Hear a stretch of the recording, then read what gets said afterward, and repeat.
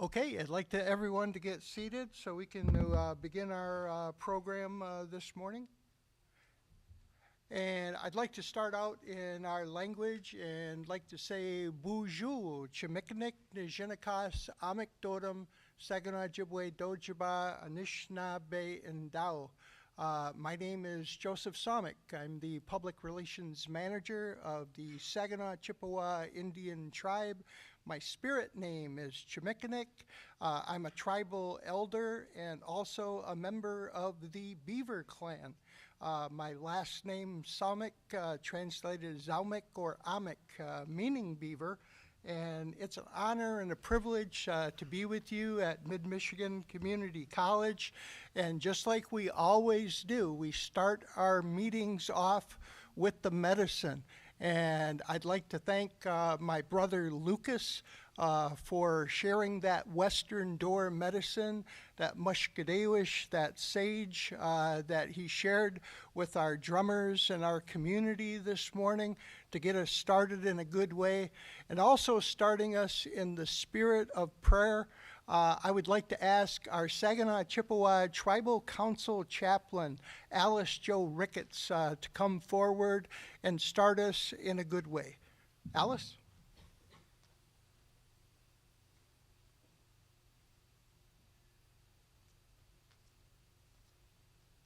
Mino Gijip. Good morning, good day. It's very honored to be here this morning, celebrating Indigenous Day.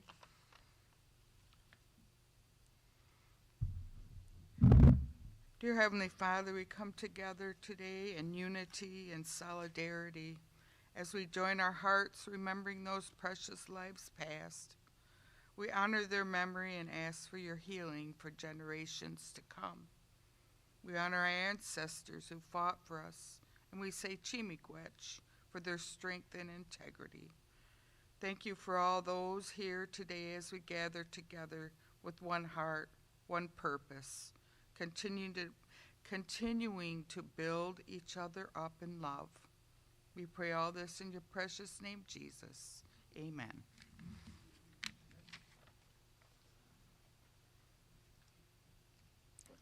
Along with our Tribal Council Chaplain, Alice, we have members of the Saginaw Chippewa Tribal Council joining us, and we would like to go ahead and to ask them to come forward and to stand with us as we hear remarks from the Saginaw Chippewa Tribal Chief, Teresa Peters Jackson.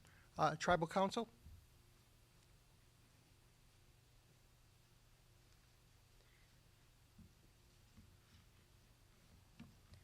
Adi Mino Gijip. I'd like to introduce my fellow council members. We have Tribal District 1 Representative Lucas Sprague, our Tribal Chaplain Alice Jo Ricketts, and our Sub-Chief Jennifer Wajigijik. So, Teresa Peters Jackson Nin, Ogimakwa, Ojibwe Nada Minwa Makwa Nadodam, Saginaw Chippewa Indian Tribe, Nadab Daban Dagwas, Mount Pleasant, Michigan, Nadojiba. I am Teresa Peters Jackson, the Tribal Chief. I'm Ojibwe Indian. I come from the Bear Clan, and I am a member of the Saginaw Chippewa Indian Tribe of Mount Pleasant, Michigan. It is an honor to be here today, and I'd like to thank all of you guys for participating and coming and celebrating with us this morning. It's quite an honor to have our Indigenous people recognized, and that came from the UN at Geneva Conference Declaration of 1970. Oh, sorry about that. I need my glasses. 1977. So they chose to observe Indigenous Peoples Day for worldwide people, marking it on October 12th. And, it's been a long time coming. We respect all the other nations that came to our Turtle Island, the North American continent, to come and live with us and be with us, and someday we hope that we can all live unified in harmony and get along, and we can end all the racism, the discrimination, everything bad that goes along with humanity. You know, in every society there's a good side and there's a bad side. So we pray and we wish that the good side comes out in each one of us, and that we learn to respect each other and live in harmony like Mother Earth wants us to, like Gitche Manadu wants us to. And it's a pleasure being here. And closing, I'd like to say Minwa, or Mino Ayan Minwa Nak Dowen Doshan. That means be well and take care of yourself, and we hope to see you again. And once again, miigwech for celebrating with us today. So any other words, Luke, Jen? No? Okay, so thank you guys. We appreciate the invite.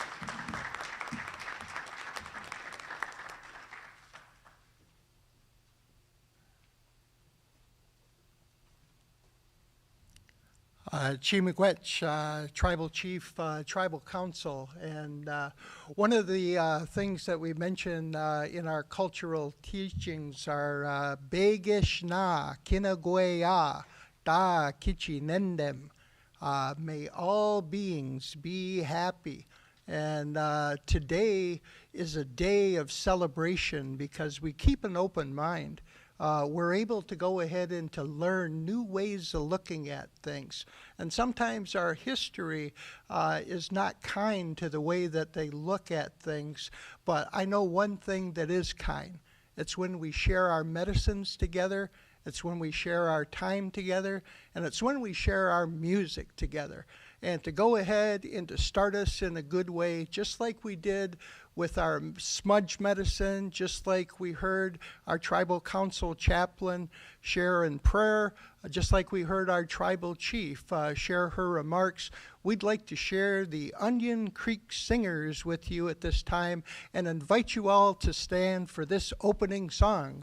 Onion Creek Singers, ho!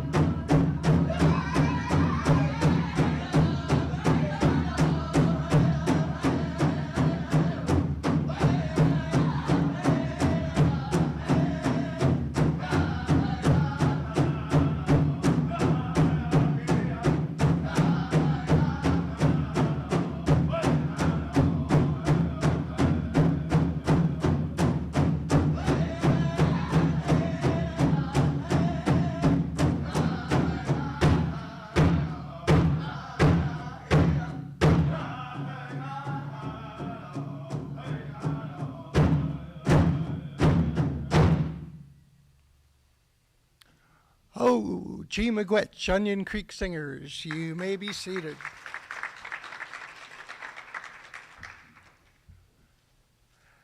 Not only to share our medicine and our prayers with you today, to share our music with you, you see a gift on the stage here, and this gift of our tribal craftspeople being able to share their art. One of our brothers that helped with this ceremony at Mid-Michigan College and works with the foundation was able to share his collection with us along with his wife. Some of these baskets are made by our Saginaw Chippewa tribal elders, and there's some other examples of this native art that are right here at the college. But to go ahead and to walk us through a full day of activities that we have planned for you, along with special speakers, put your hands together for our Mid-Michigan College Provost, Scott Mertz.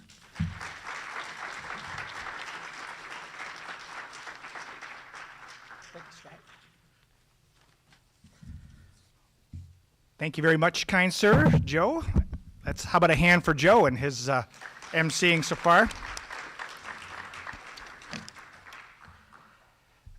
Well, good morning and welcome to Mid-Michigan College. Mid, through a community partnership with the Saginaw Chippewa Indian Tribe and with support of our foundation, is very privileged to host and offer to the community this event focusing on honoring Indigenous peoples and their culture. It was actually very nearly a year ago today, on October 9th, that President Biden signed an official proclamation making Indigenous Peoples Day an official federal holiday. And on behalf of the Mid Board of Trustees, our faculty, staff, and students, we are honored to serve as hosts for today's event. We want to especially thank the Tribal Council for coming over here today. We know you have a full day of activities planned, so we are very honored to have you on our campus. We do have a wonderful agenda for you today that has been developed by the Indigenous Peoples Day Committee. We have a lot of people to thank. First and foremost, I'm going to ask her to stand, and I know she'll probably say I'm sorry, and thank you, sir. Donna Sinclair, please stand.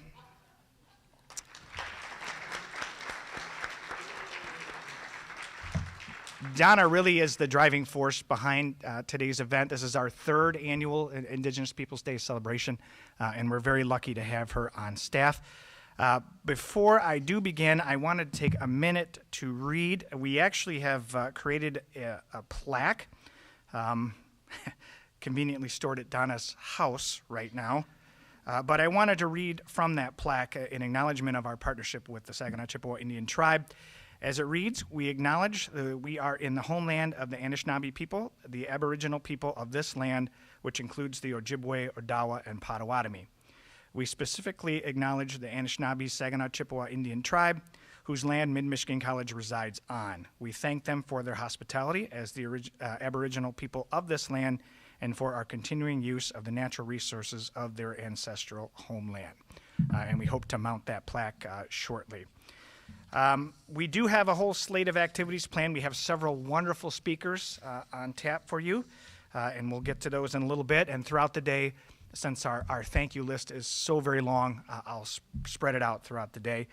But to get us started, I want to introduce President Tim Hood, who will be giving our welcome address.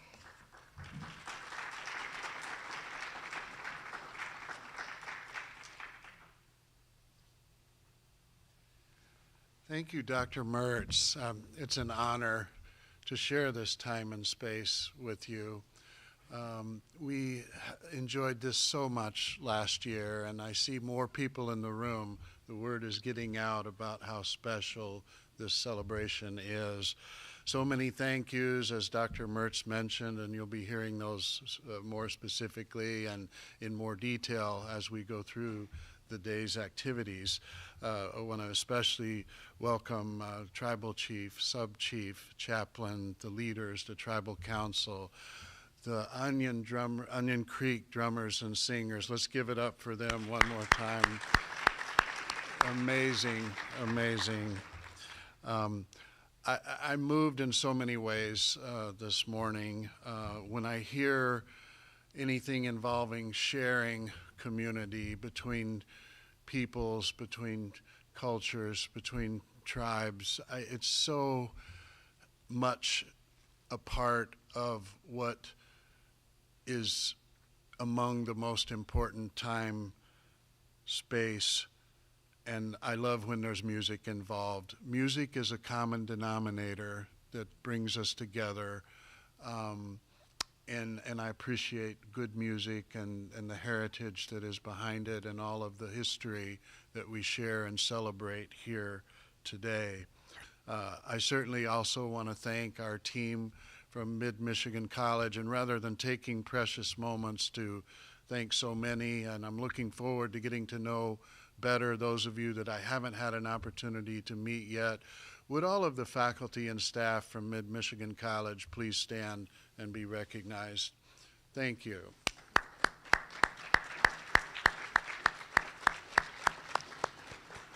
We have an extraordinary team here, and we're so pleased whenever we can bring our communities together and share and celebrate the history that is so much a part of who we are and the land that we share and the missions that we share.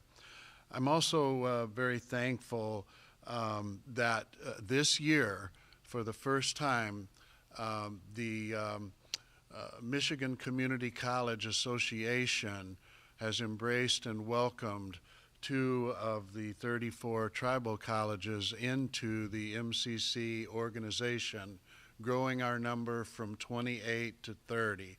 And we are so pleased to welcome the Saginaw Chippewa Tribal College and the Bay Mills Community College into that state network of community colleges.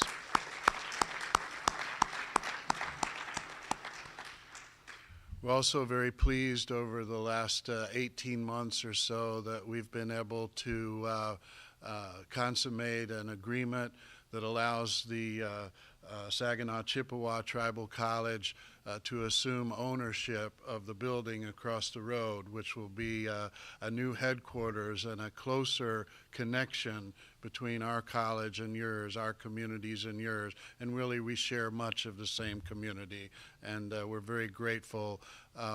You know, that building sat there unused, underutilized for so long, and then all of a sudden, it got a lot of interest and a lot of, well, a good number, more than we had seen in years, of entities were interested.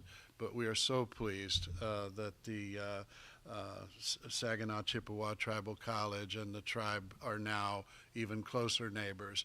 And I look forward to, as we've talked in the past, about bringing you back for strategic planning meetings and to visit your facilities and other leaders to talk about how we can do more together in the name of enriching these communities that we share.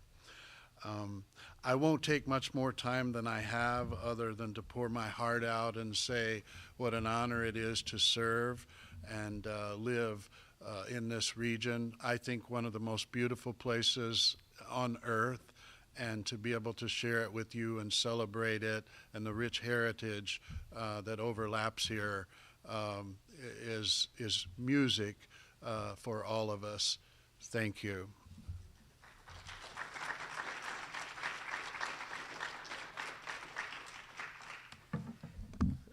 Thank you very much, President Hood. The Pickard Building, it's interesting you mentioned that, and the power of coffee.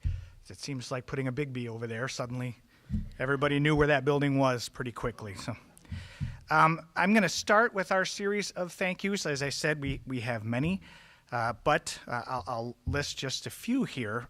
First and foremost, of course, the Saginaw Chippewa Indian Tribe. We are always thankful for your partnership and for your support for today's events. Onion Creek Singers, thank you very much for being here and for the wonderful gift that you bring with music and drumming and so on. Marcella Haddon, who I'm going to be introducing in a second. You'll get a separate, much longer thank you. Dr. Shannon Bischoff, I think is, yep, there he is right there, our guest speaker, one of our guest speakers anyway. And Isabel Oswamick, I don't know if, oh, there she is. She's here as well, so we'll hear from her in more detail this afternoon. And of course, the Mid-Michigan College Foundation and its Executive Director, Tom Ulver, thank you as well for providing financial support. As Joe mentioned, we do have several pieces of art here for your enjoyment. Please feel free to come up and take a look. Donna is watching, so don't walk off with them. And she said, "I will take them down," I think is her exact quote. Almost all of these are local. There is one that is actually Cherokee. And, well, we'll see if anybody can actually identify which one that is. But please feel free to come up and take a look. They all represent really fantastic art. But without further ado, I will introduce our first guest speaker, Marcella Haddon. She's a member of the Saginaw Chippewa Tribe of Michigan and currently serves as the Tribal Historic Preservation Officer located at the Zeboing Center. She has worked for the tribe for over 25 years and is also a professional photographer. She owns and operates a photography studio, entitled Nebing Gises. Did I get that right? Good, excellent. Which means summer moon, with an emphasis on capturing Native American culture in her work. Please welcome Marcella Haddon.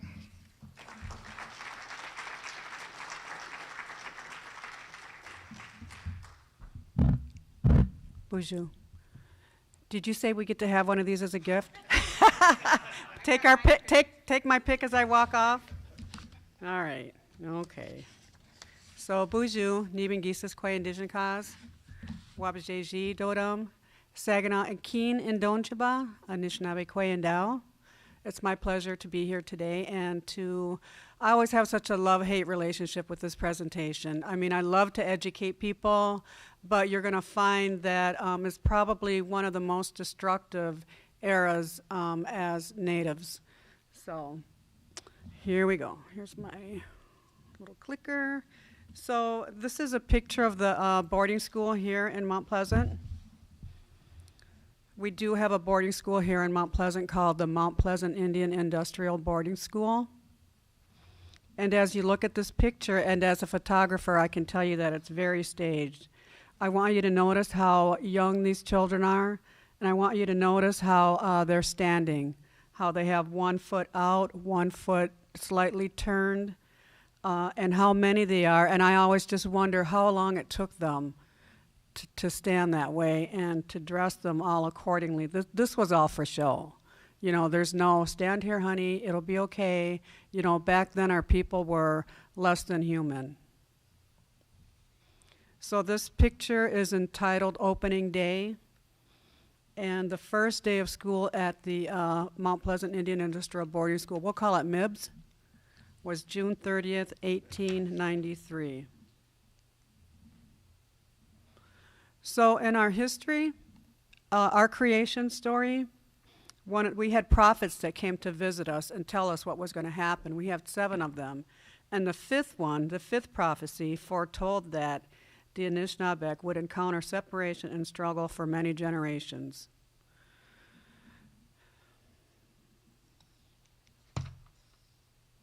During the time of the 5th fire, people would visit the Anishinaabe, bringing a promise of joy and salvation. For the Anishinaabe who accepted the promise, a new way of life would emerge. They would abandon the old ways. Near the end of the 5th fire, this promise would signal unbalance in our community and the abandonment of our ways. So you can probably guess by now, they're talking about the boarding school. And there are 7 stopping points along the way. And the prophet said to go where food grows on the water. So who knows what food grows on the water? Wild rice. So our last stopping point was Madeleine Island.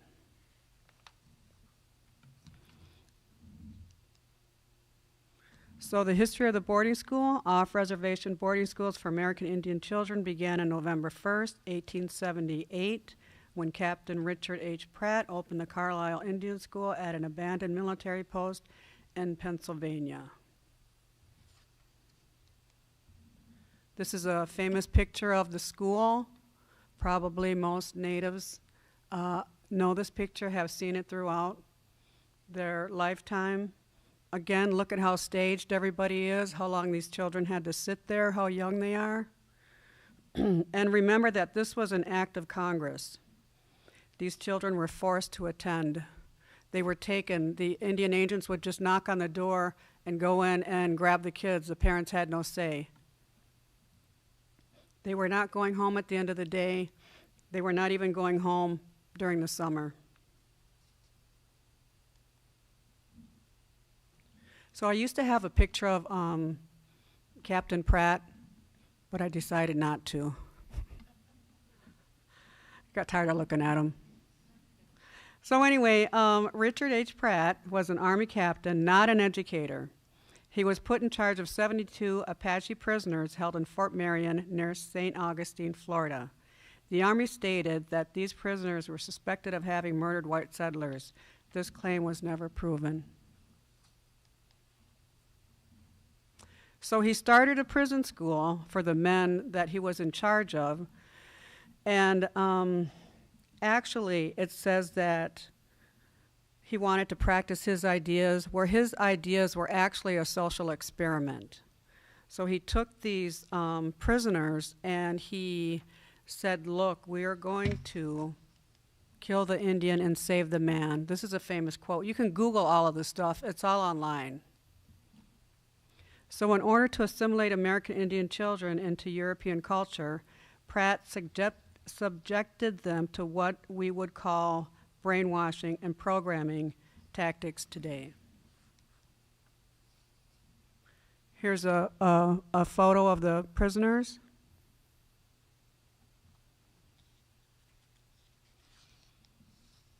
And this is afterwards.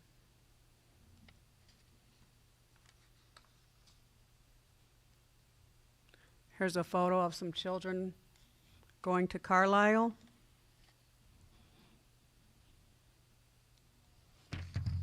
And afterwards. Again, very staged.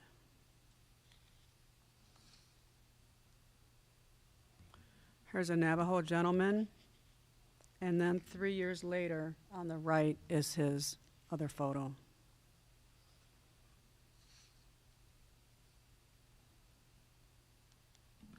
So the Mount Pleasant Industrial Boarding School, in 1891, Congress established the Mount Pleasant Indian Industrial Boarding School, first occupied on June 30th, 1893.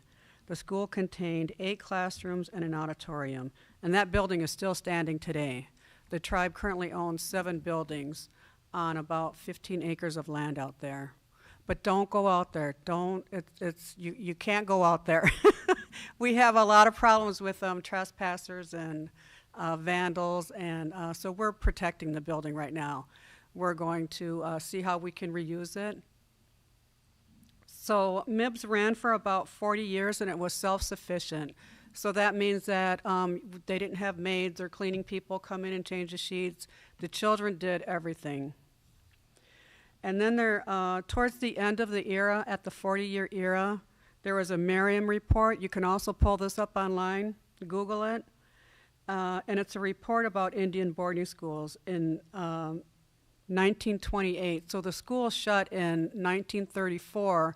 So it was after this report came out, and what they found out was that the schools weren't working. They were, rampant disease was running in them. There was lack of proper nutrition.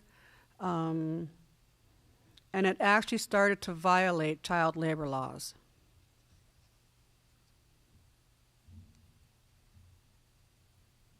So the school emphasizes academics and vocational training, and it operated until 1934 with an average enrollment of 300 students.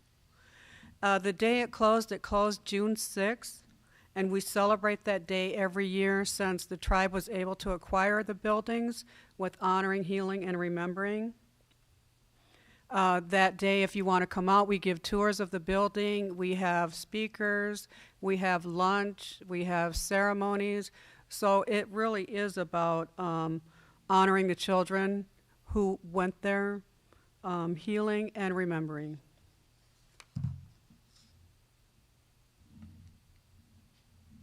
Assimilation tactics. Many boarding schools were established far away from reservations so that students would have no contact with their families and friends. Parents were discouraged from visiting, and in most cases, students were not allowed to go home during the summer. So during the summer, they had an outing program, and what that means is that the girls would go into homes, they would clean, they would, do mending, and the boys would work in the fields, and the money that the children made went back to the school.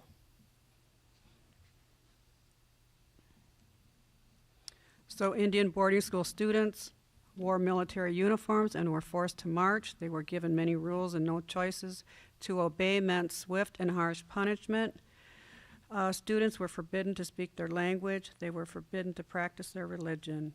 And so you have to remember that this was part of the social experiment where Pratt wanted to kill the Indian and save the man. Also, the researchers at Zebawing, I read an article one time where it said that a lady, I believe maybe she was from over by Saginaw, she went to the school, I'm not sure how she got there, and she got her children, and she was leaving with them, and then she was arrested. She was arrested for going to get her children because you couldn't do that. It was an act of Congress. They had to stay there. And in the article, they referred to her as a squaw.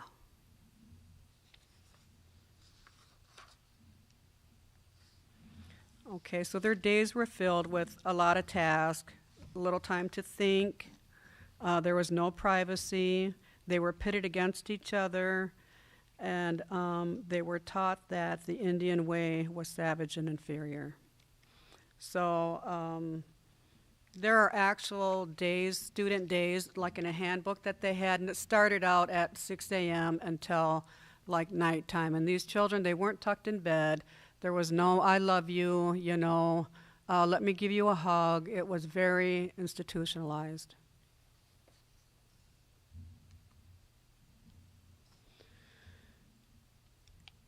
So Indian students were told that Indian people who retained their culture were stupid, dirty, evil, backwards, and those most quickly assimilated were called good Indians. Those who didn't were called bad Indians. Their education focused on learning manual skills such as cooking and cleaning for girls and milking cows and carpentry for boys. Students were shamed and humiliated for showing homesickness for their families. When they finally did go home, many boarding school students had a difficult reintegrating. They felt lost and out of place. So say you went in to school and you don't go home for the summer and you had very limited contact with your parents, even letters were censored. You know, if they felt like they were too homesick, they would keep the letters. They wouldn't send them to the children. And then when MIBS did finally close, because they couldn't send all the children back when they lost contact, then it became an orphanage. And then after it was an orphanage, it was a state home. So here's some more stage photos from the Library of Congress. This is 1903. So this most likely, these are from Carlisle. Here's an English class learning penmanship.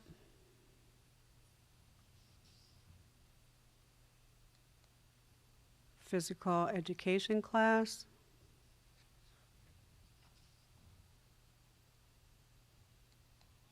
Laundry class.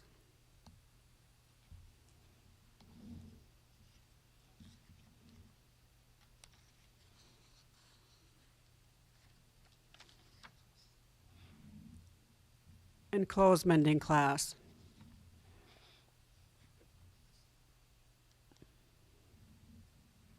So today, former students of these schools from all parts of North America participate in healing, trauma, grief counseling, and PTSD workshops to help overcome the experience of emotional, physical, and sexual abuse. Former students also suffered from abandonment and neglect issues.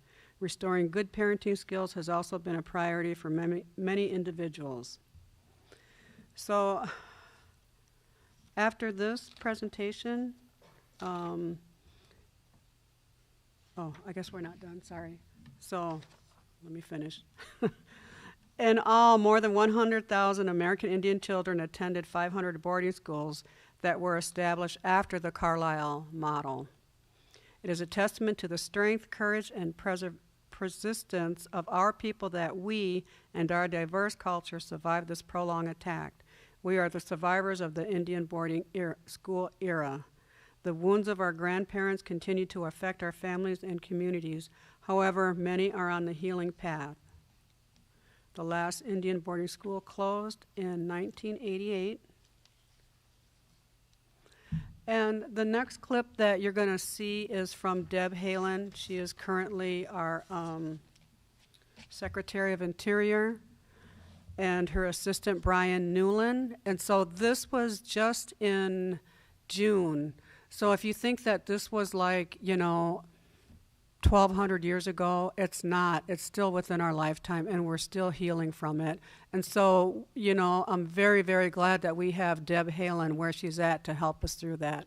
So if you have any questions, I can answer. I'll try to answer any questions afterward, but I'm excited for everyone to hear Deb and her assistant. Thank you.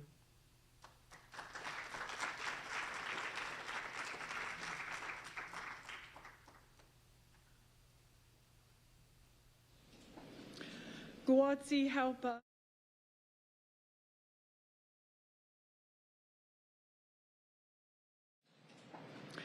Guatsi Halpa, Duhiname Etzatuitsa Shui Mihanu. Good afternoon, everyone. I'm honored to welcome you to the Department of the Interior, which sits on the ancestral homelands of the Anacostan and Piscataway people. Land acknowledgements recognize the Indigenous people who are the original stewards of the lands where we live and work. Making them is part of acknowledging who we are and who has been here. It's about the history of the land and the people. This is the same reason that we often speak about traditional or Indigenous knowledge. My ancestors lived sustainably in the Southwest and survived famine and drought with the understanding that future generations would rely on their hard work and sacrifices. I can't help but think about the environmental tragedies that might have been avoided, like the Dust Bowl, the extinction of the passenger pigeon, and the growth of extreme wildfires across the West if the federal government had consulted with and respected the practices of stewarding the earth that Indigenous people developed over millennia. As the federal government moved the country west, they also moved to exterminate, eradicate, and assimilate Native Americans, Alaska Natives, and Native Hawaiians. The languages, cultures, religions, traditional practices, and even the history of Native communities, all of it was targeted for destruction. Nowhere is that clearer than in the legacy of federal Indian boarding schools. For more than a century, tens of thousands of Indigenous children were taken from their communities and forced into boarding schools run by the U.S. government, specifically the Department of the Interior and religious institutions. The consequences of federal Indian boarding school policies, including the intergenerational trauma caused by forced family separation and cultural eradication, which were inflicted upon generations of children as young as 4 years old, are heartbreaking and undeniable. When my maternal grandparents were only 8 years old, they were stolen from their parents' culture and communities and forced to live in boarding schools until the age of 13.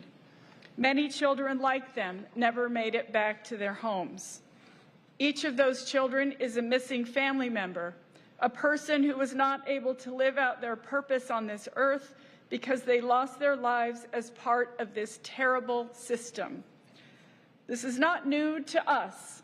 It's not new to many of us. As Indigenous people, we have lived with the intergenerational trauma of federal Indian boarding school policies for many years. But what is new is the determination in the Biden-Harris administration to make a lasting difference in the impact of this trauma for future generations.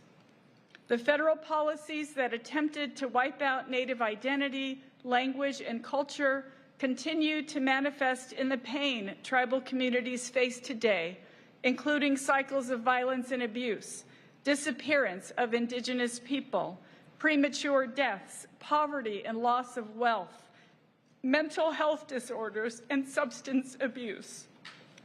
Recognizing the impacts of the federal Indian boarding school system cannot just be a historical reckoning. We must also chart a path forward to deal with these legacy issues.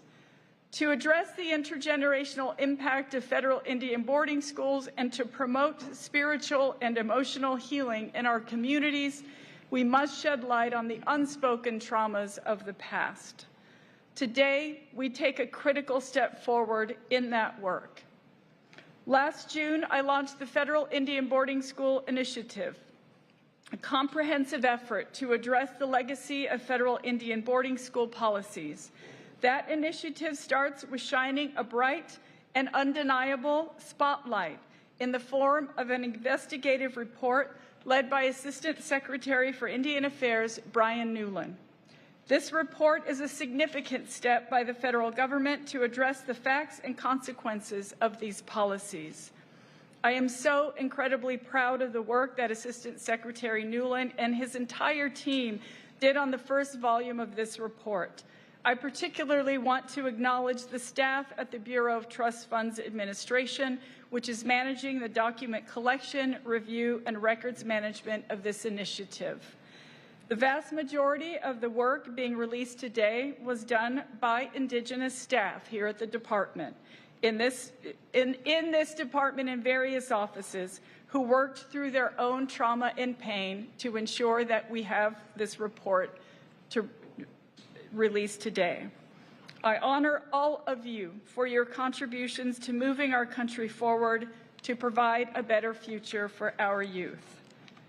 This report lays the groundwork for the continued research and work of the Interior Department to address the intergenerational trauma and consequences of federal Indian boarding school policies. And with the recent congressional investment of $7 million for this effort in fiscal year 2022, we are grateful to have much-needed resources to continue the work. Our efforts will include steps we can and must take now to alter the course of our future. We must work to preserve Native languages. We must invest in support services for Indigenous peoples, and we must bear witness to the stories of American Indian, Alaska Native, and Native Hawaiian people. I come from ancestors who endured the horrors of the Indian boarding school assimilation policies carried out by the same department that I now lead. This department was responsible for operating what we now know to be 408 federal boarding schools across 37 states or then territories, including 21 schools in Alaska and 7 schools in Hawaii. Now we are uniquely positioned to assist in the effort to recover the dark history of these institutions that have haunted our families for too long. As a Pueblo woman, it is my responsibility, and frankly, it's my legacy. As part of the Federal Indian Boarding School Initiative and in response to recommendations from the report, today I am launching a year-long tour, The Road to Healing. I will travel across the country to use my platform to elevate American Indian, Alaska Native, and Native Hawaiian survivors of the federal Indian boarding school system and give them the opportunity to share their stories, help connect communities with trauma-informed support, and facilitate the collection of a permanent oral history. This is one step among many that we will take. The department's work thus far shows that an all-of-government approach is necessary to strengthen and rebuild the bonds within Native communities that federal Indian boarding schools set out to break. With the President's direction, we have begun working through the White House Council of Native American Affairs on the path ahead to preserve tribal languages, invest in survivor-focused services, and honor our trust obligations to Indigenous communities. The fact that I am standing here today as the first Indigenous Cabinet Secretary is testament to the strength and determination of Native people. I am here because my ancestors persevered. I stand on the shoulders of my grandmother and my mother, and the work we will do with the Federal Indian Boarding School Initiative will have a transformational impact on the generations who follow. I thank you all so much for being here and for covering this critical issue. And now I want to introduce a colleague that I am so proud to serve next to Assistant Secretary Brian Newland.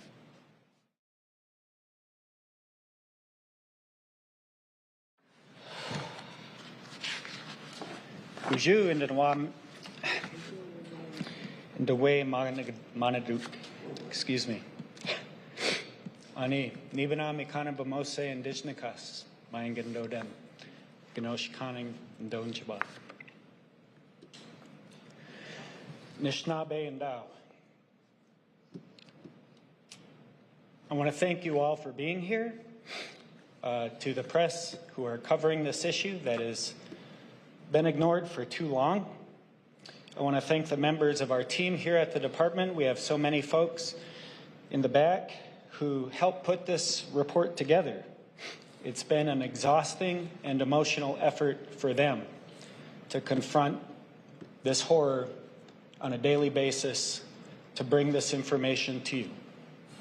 I'm deeply grateful for their work, both as a member of Secretary Holland's leadership team and as somebody who grew up in a family and a community that's been impacted by these boarding schools. Federal Indian boarding schools have had a lasting impact on Native people and communities across America.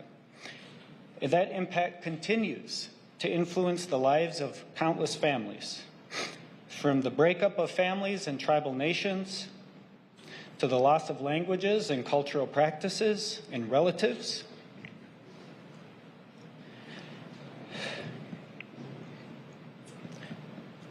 Excuse me.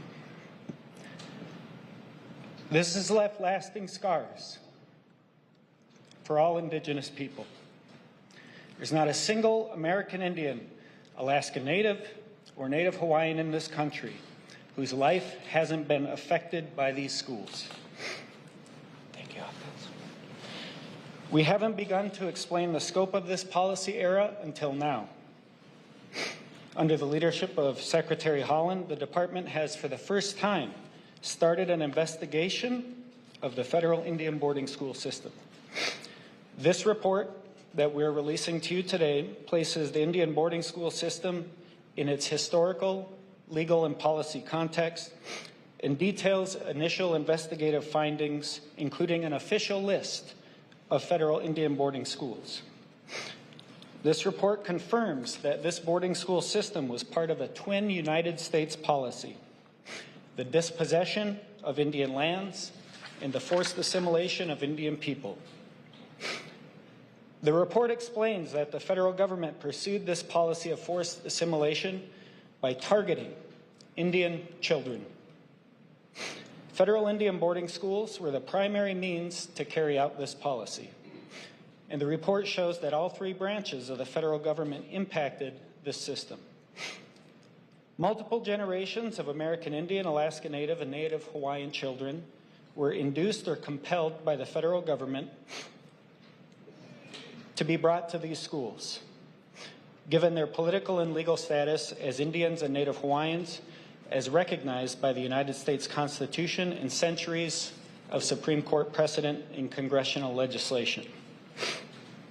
For this investigation, the department first engaged and consulted with tribes, Alaska Native villages, Alaska Native corporations, and Native Hawaiian communities to incorporate their concerns and views into our work. Through the Bureau of Trust Funds Administration, we identified and examined federal records to develop an official list of federal Indian boarding schools and to identify marked and unmarked burial sites. And through a formal partnership with the National Native American Boarding School Healing Coalition, it was instrumental in sharing information and records that contributed to this report. As of today, our work shows that from 1819 to 1969, the United States operated or supported 408 boarding schools across 37 states or then territories, including 21 schools in Alaska and 7 in Hawaii. The report identifies each of those schools by name and location, some of which operated across multiple sites. While generations of Indian and Native Hawaiian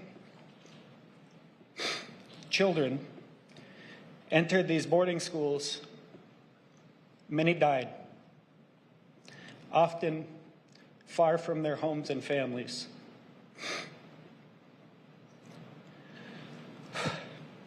We've identified 53 marked or unmarked burial sites and cemeteries for Indian children across the system, with more site discoveries expected as we continue our research.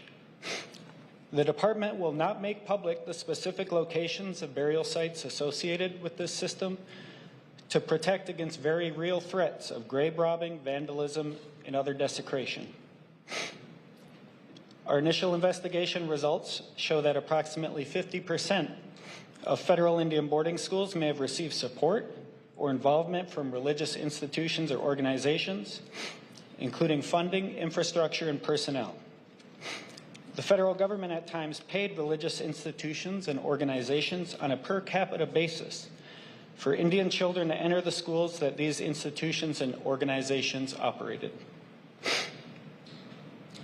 The investigation shows that in addition to congressional appropriations, the United States may have used monies held in tribal trust accounts, including those based on cessions of Indian lands to the United States, to fund Indian children to attend these schools. The report describes the condition that Indian and Native Hawaiian children experienced. These conditions included militarized and identity alteration methodologies on kids. Federal records also affirm that the federal Indian boarding school system discouraged or prevented the use of indigenous languages and focused on vocational training, involvement of manual labor, and Indian children. The report identifies the Running Bear studies, quantitative research based on now adult federal Indian boarding school attendees' medical status that indicates that the boarding school system continues to impact the present-day health of Indian people who participated in that study. These results verify the need for a comprehensive review and report by an independent research group to assess the current impacts that Indian boarding schools have had on American Indians, Alaska Natives, Native Hawaiians, including on their health, education, and economic status.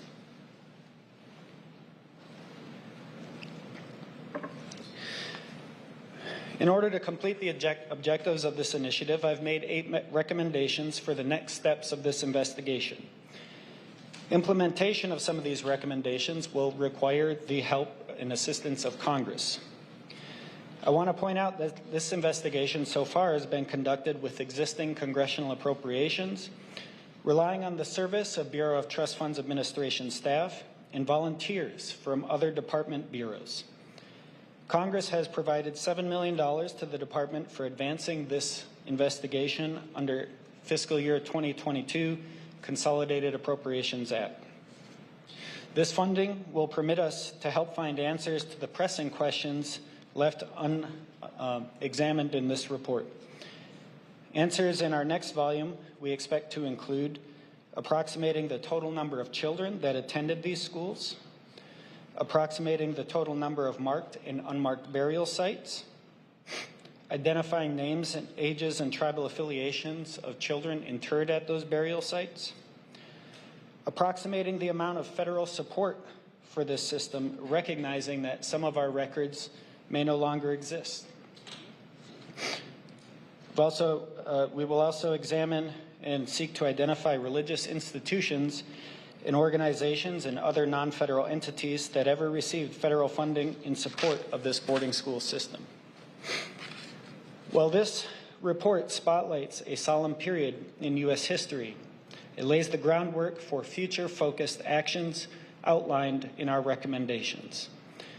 To begin the process of healing from the harm and the violence caused by Indian assimilation policy, the Department of the Interior should affirm an explicit and express policy of cultural revitalization, supporting the work of tribes, Alaska Native villages, and Native Hawaiian communities to revitalize their languages, cultural practices, and traditional food systems, and to protect and strengthen intra-tribal relations.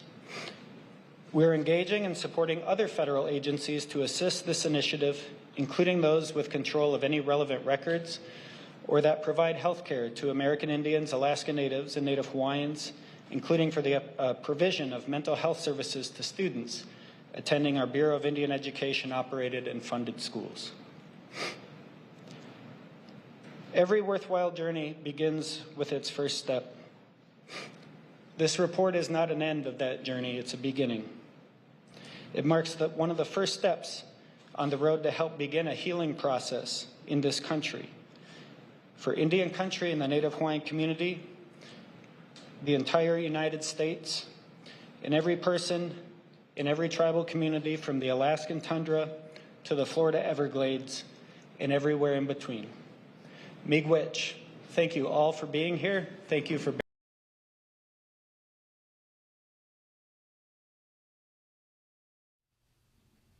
Hopefully, everybody's learned a little something today. I know we're coming up to the hour, and I'll try to answer any questions if anybody has any. If not, I think it's time for, oh, go ahead. Okay. Given the nature of the school here in Mount Pleasant and the fact that that became an orphanage, is there a local community of survivors of schools here that meets regularly or anything? We do have a committee, MIBS committee, that's sanctioned by our tribal council. We meet monthly, and we have bona fide, chair, vice chair. So, yeah, we do. We have a committee. Mm-hmm.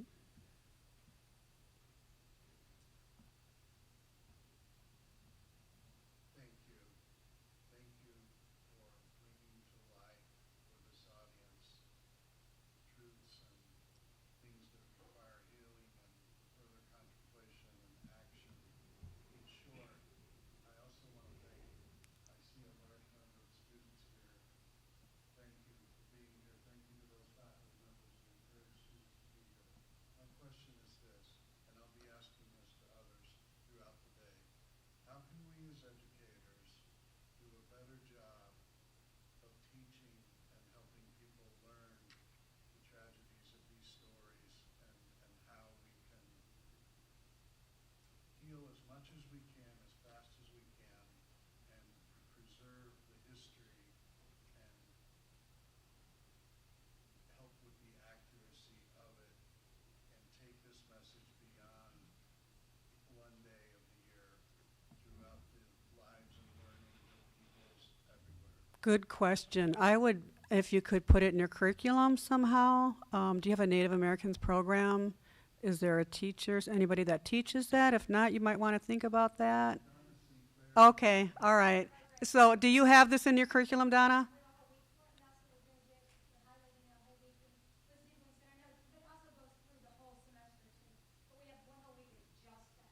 Okay, and if you want to contact me, I can give your class a private tour of the MIB Center. Yeah, we do offer that privately. It's not, that is something we want to do in the future that the committee is wanting to do, is give tours once a month to the general public. Yeah. Chaplain's on her way up.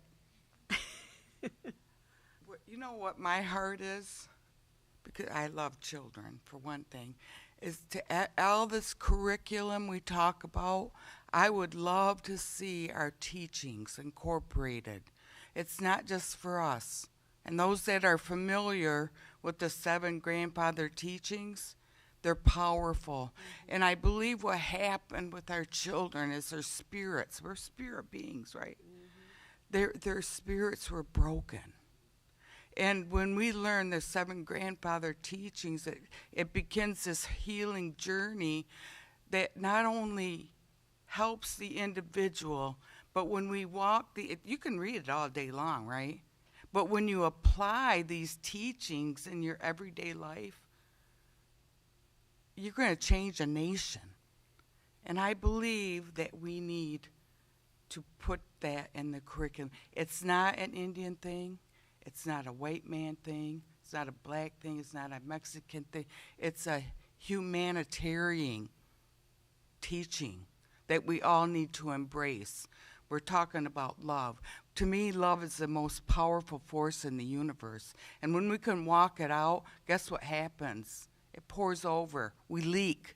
That's a good thing, right? We have honesty. We have truth. We have respect. I have to teach my grandchildren, it's like sometimes I have to teach them that respect in the earth, right? Not only for our earth, but for our fellow human beings that we walk together with.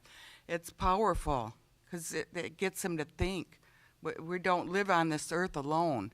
And then we have, of course, it takes a lot of courage. Courage is powerful because a lot of times people want to like set this fear in us, but courage, when it comes along, it's like, we're a force to be reckoned. So forgive me if I missed any. Oh, humility. Yeah, that's powerful. So that would be my suggestion as a spiritual leader, is to really focus on those teachings and to share them and to not just read about them, to apply them to our lives. So be blessed. Thanks, Bush, or Marcella. I'm going to sit down now. Thank you.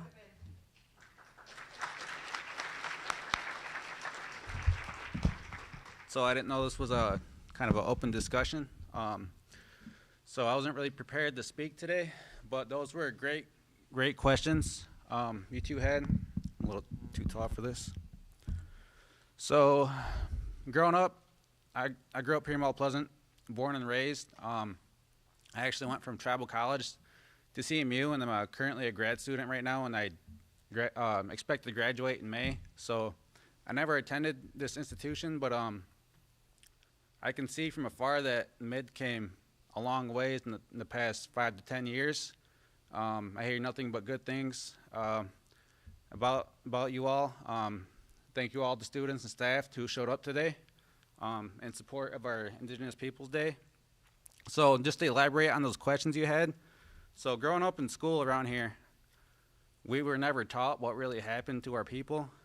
And, the books that were given to us, we had to read, there's a lot of cartoonish figures in there. Everything was kind of fabricated. The stories, it was really, they're really just optimistic about what happened. It's not until I attended tribal college that I really found out the truth on what happened to my own people. And I was 25 years old at the time, so it took me that long. So I wish I would have knew from the start, when I was a kid, what really happened. I see the curriculum nowadays is really changing. They're not really refraining or shy away from certain subjects. So I think if they can implement some of this into the elementary, junior high, high school, let's get that going. But yeah, I would like to see it here at this institution as well. But yeah, thank you all.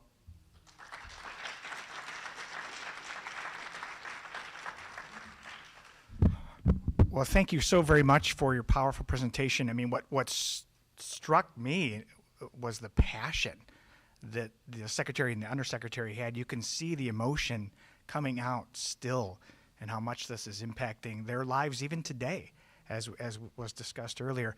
And I did want to point out, think about it in terms of what a generation lost really means. I mean, looking at these baskets, I see a story of perseverance with them, because you're talking about the sort of stories and the teachings of how to make one. It's not just a basket.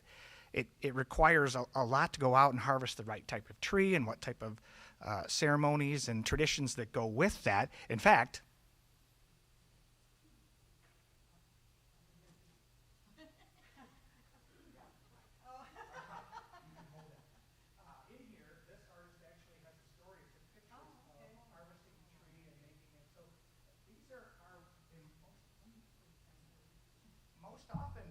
recovered because they were lost for a generation. So these are people that are persevering, that have the wherewithal and drive to recreate and find again traditions and stories and further them into future generations. So I just want to leave you with that. These are not just baskets. They're stories of perseverance and rediscovery of an amazing culture that was greatly impacted during a terrible time. That being said, on a happier note, we're moving to a break. We have a break until about 11:30, and then we'll have another keynote speaker then. So please feel free to mill around. Restrooms are off to your right or your left, either one, and we'll see you back here at 11:30.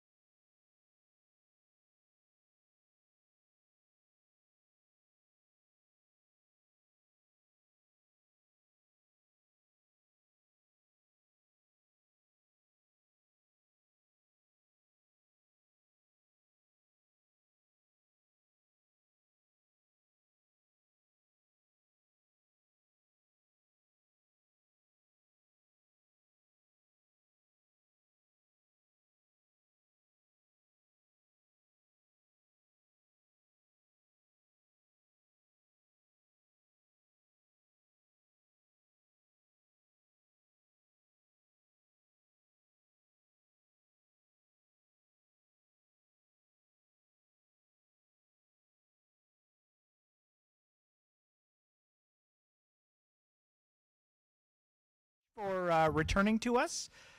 We're going to get started on our 11:30 show, but before we do that, I do want to give a few more thanks out from our list here. Like I said, we do have a lot of people to thank, and a lot of people were involved in putting together today's events. In specific, we do want to thank the Indigenous Peoples Day Committee, and that includes several folks. First off, our Assistant Vice President, Steve Amadon, who is responsible for our next guest speaker. Yep, thank you very much. Our Dean of Business, Amy Fisher. Amy's in the back of the room.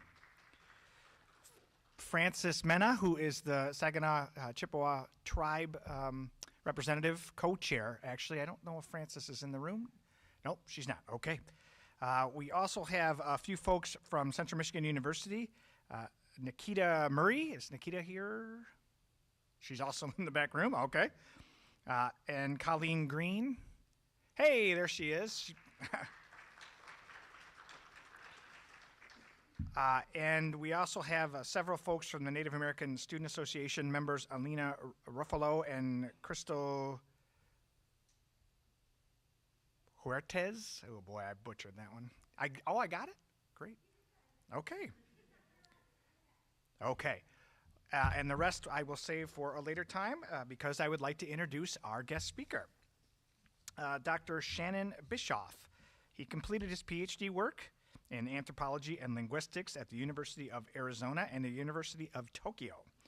His work focuses on computational linguistics, formal mathematical linguistics, and linguistics anthropology. That is quite a specialization.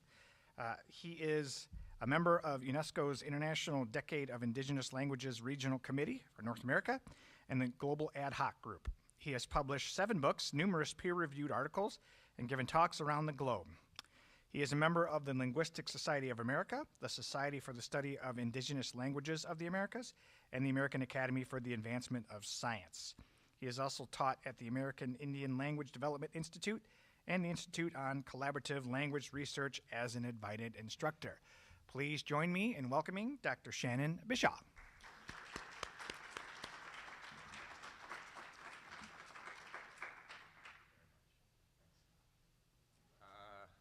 Hi.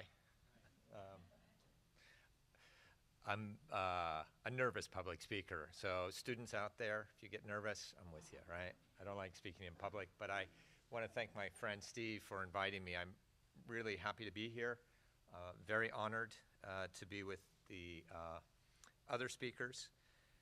And the last talk, the students that just came in, you missed the best talk of the day. I'm sorry. I'm going to hopefully be a close second maybe. But they were talking about the boarding school here in your city, Mount Pleasant, and other boarding schools in the United States.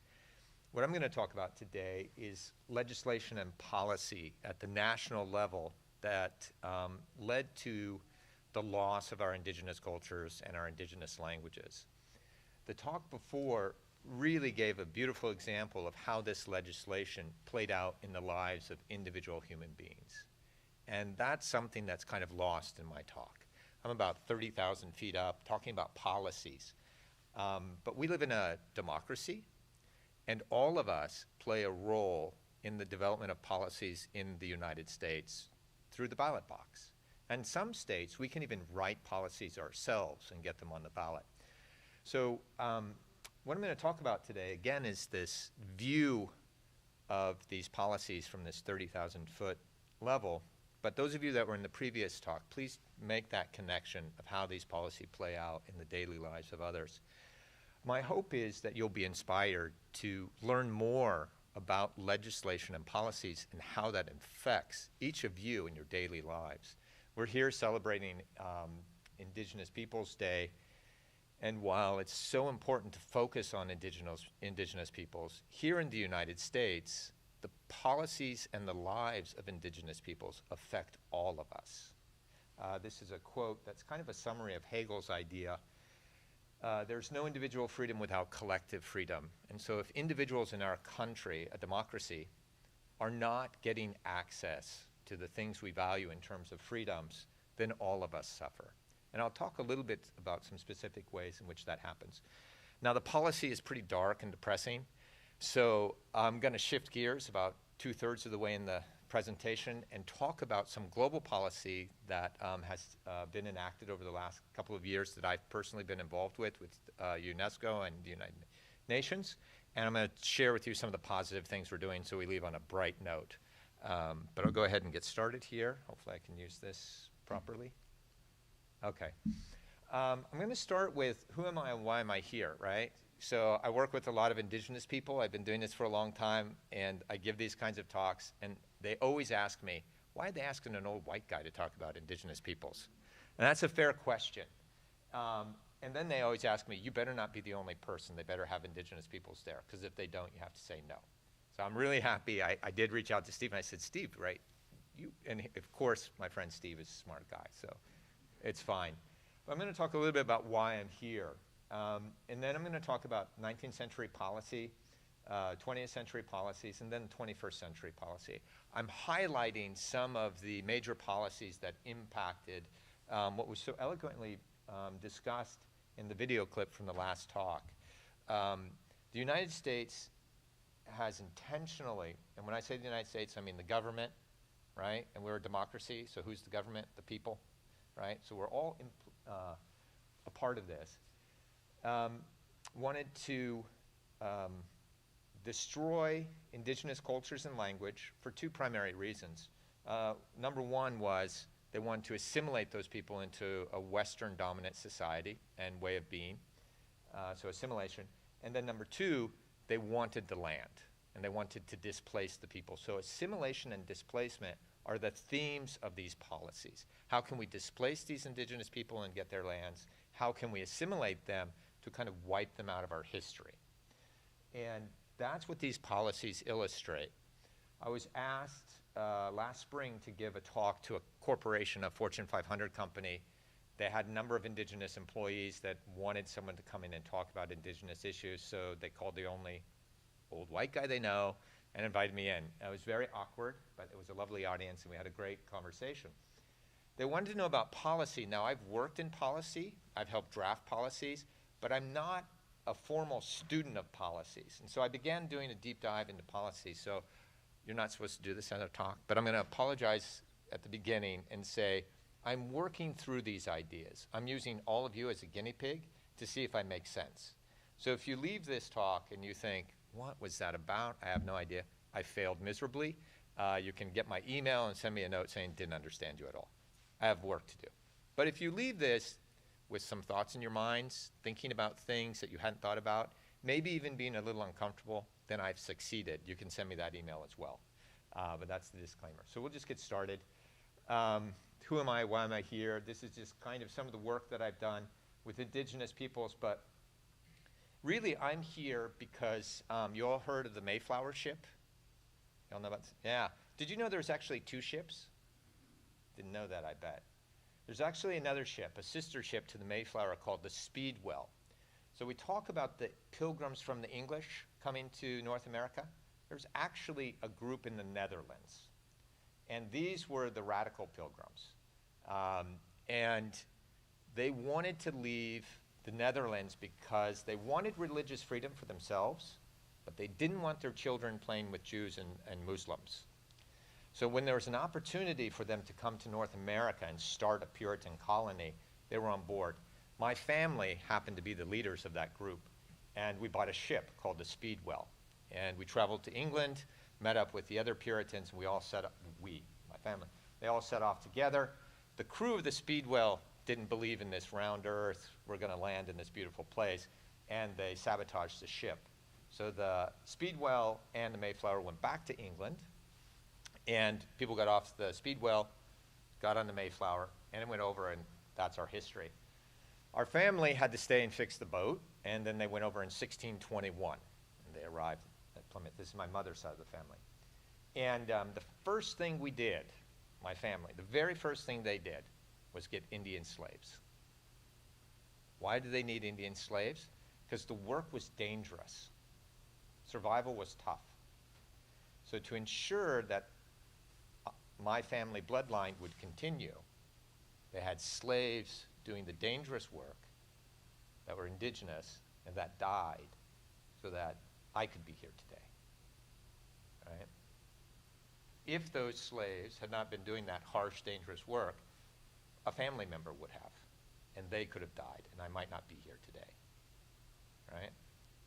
That's how I'm involved. I owe a debt to the people of this continent for keeping my family alive, right?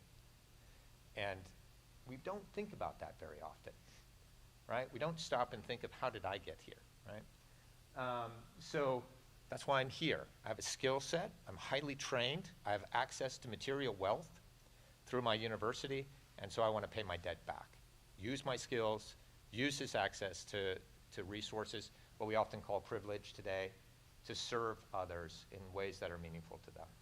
So that's why I'm here, and hopefully I'm honoring all of my pals that I get to work with from these indigenous communities. They'll be checking in on me and making sure I say the right things. Hopefully I do.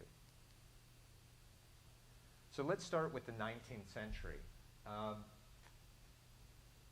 The United States is not very old as a country when we begin making laws to regulate indigenous peoples. The very first was the Civilization Fund Act of 1819.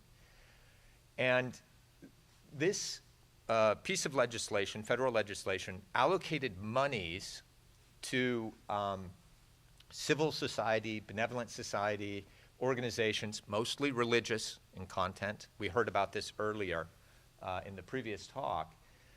And these funds were to civilize indigenous people. And what that meant was to make them European, destroy their language and make them European through education. And the funds were often used to build schools within communities, but also boarding schools. In the last talk, we talked about the boarding school era. The boarding school era begins in the 1890s and was an extension of the Civilization Fund Act. And so in the 1890s, legislators looked back to this act as a model to forcibly remove indigenous children from their homes, to send them to boarding schools separately. So if you had Navajo children, you did not send all of the Navajo children to the same school. You broke them up because you didn't want them to speak the language. And then when they did speak the language, as we saw in the last talk, they were physically abused and traumatized. It's a brilliant strategy.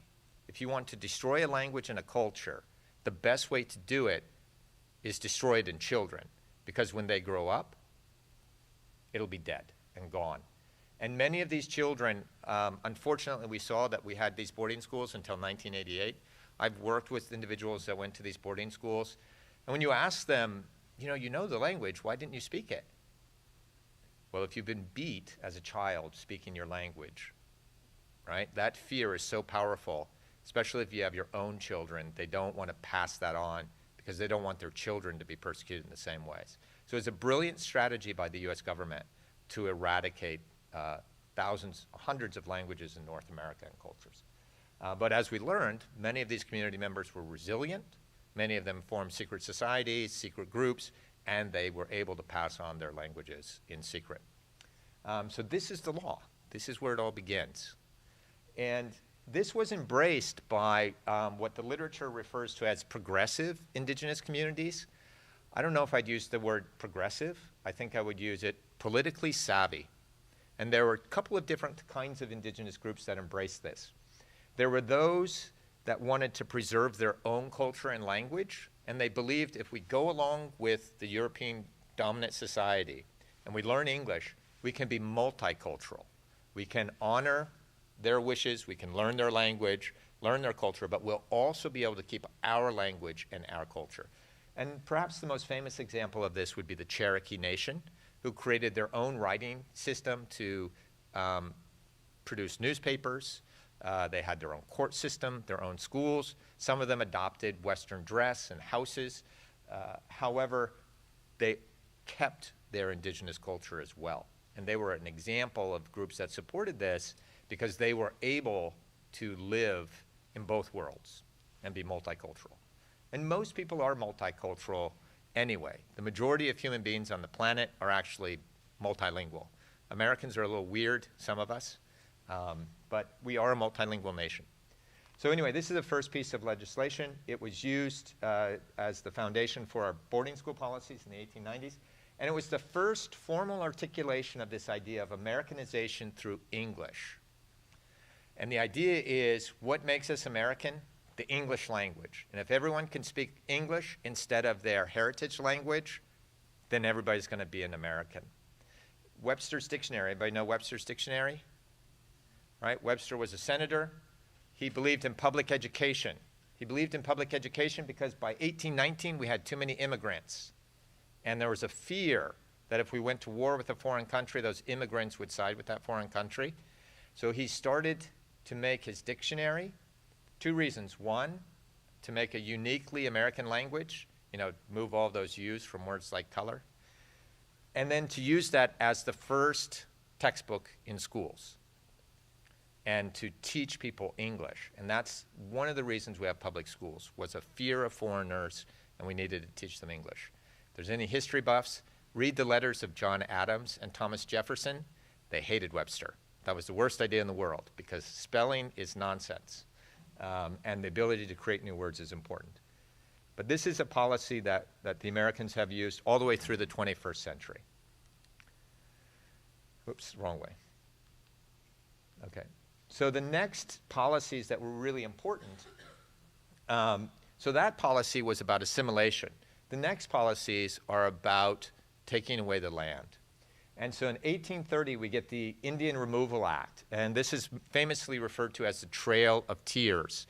And this was forced movement of indigenous peoples off their land to so-called Indian Territory, which is today the modern state of Oklahoma.